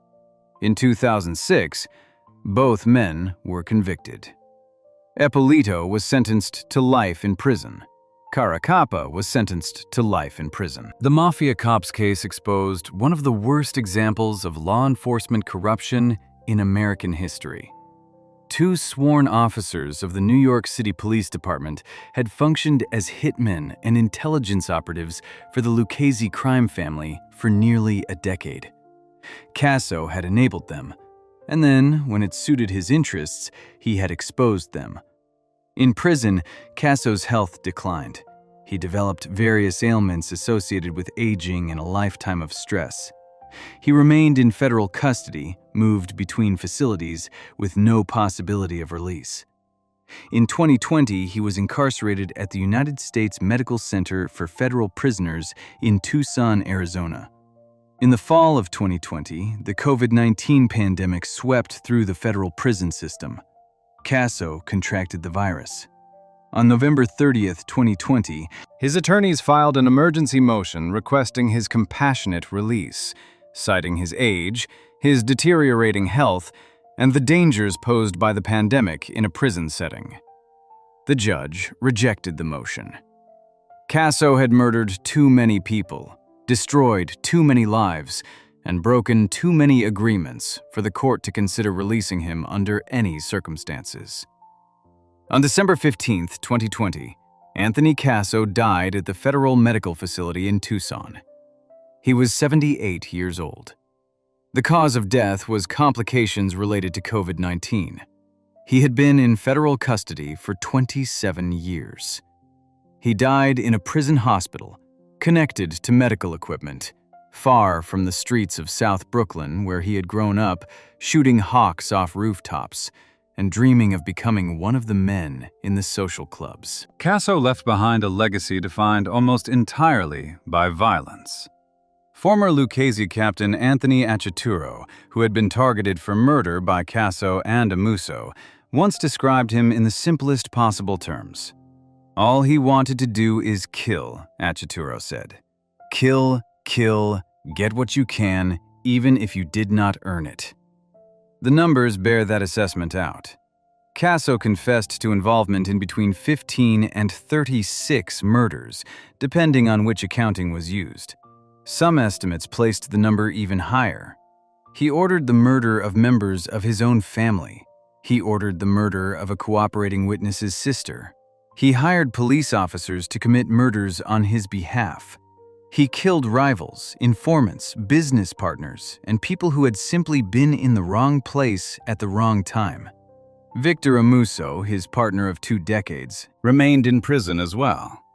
The 2 men who had risen together, killed together, and run the Lucchese family together ended up in separate federal facilities, serving sentences that would outlast their natural lives. Amuso was convicted in 1992 and sentenced to life without parole. As of the time of Casso's death, Amuso was still alive, incarcerated at the Federal Correctional Complex in Butner, North Carolina, still officially recognized as the boss of the Lucchese family, even from behind bars. The Lucchese family that Casso helped lead was gutted by the prosecutions that flowed from his era. Darko's cooperation, Chiodo's cooperation, Casso's own aborted cooperation, the testimony of dozens of lower-ranking members who had flipped rather than face the murder machine that Amuso and Casso had created. By the mid-1990s, roughly half the family's members were either incarcerated or cooperating with the government. The organization survived, as the 5 families always did, but it was a shadow of what it had been during the years when Casso and Amuso had controlled its operations. Anthony Casso walked into the world of organized crime as a teenager with brass knuckles and a gas pipe, and he never stopped swinging. He accumulated more money than most people could spend in a lifetime. He built a $1 million home for his family. He controlled unions, construction companies, police detectives, and Russian gangsters. He sat at tables with the bosses of all 5 families. And at the end of it, he died alone in a prison hospital in Arizona, 78 years old, positive for a virus that was killing thousands of people who had never hurt anyone. The men he had ordered killed did not get to choose the time or place of their deaths. Neither did he. But his lasted a lot longer than theirs. 455 years longer, at least on paper. In reality, it ended at 78, in a room with no visitors, in a city he had no connection to, a continent away from Union Street. If you enjoyed this breakdown, make sure to subscribe. Thanks for watching, and I'll see you in the next one.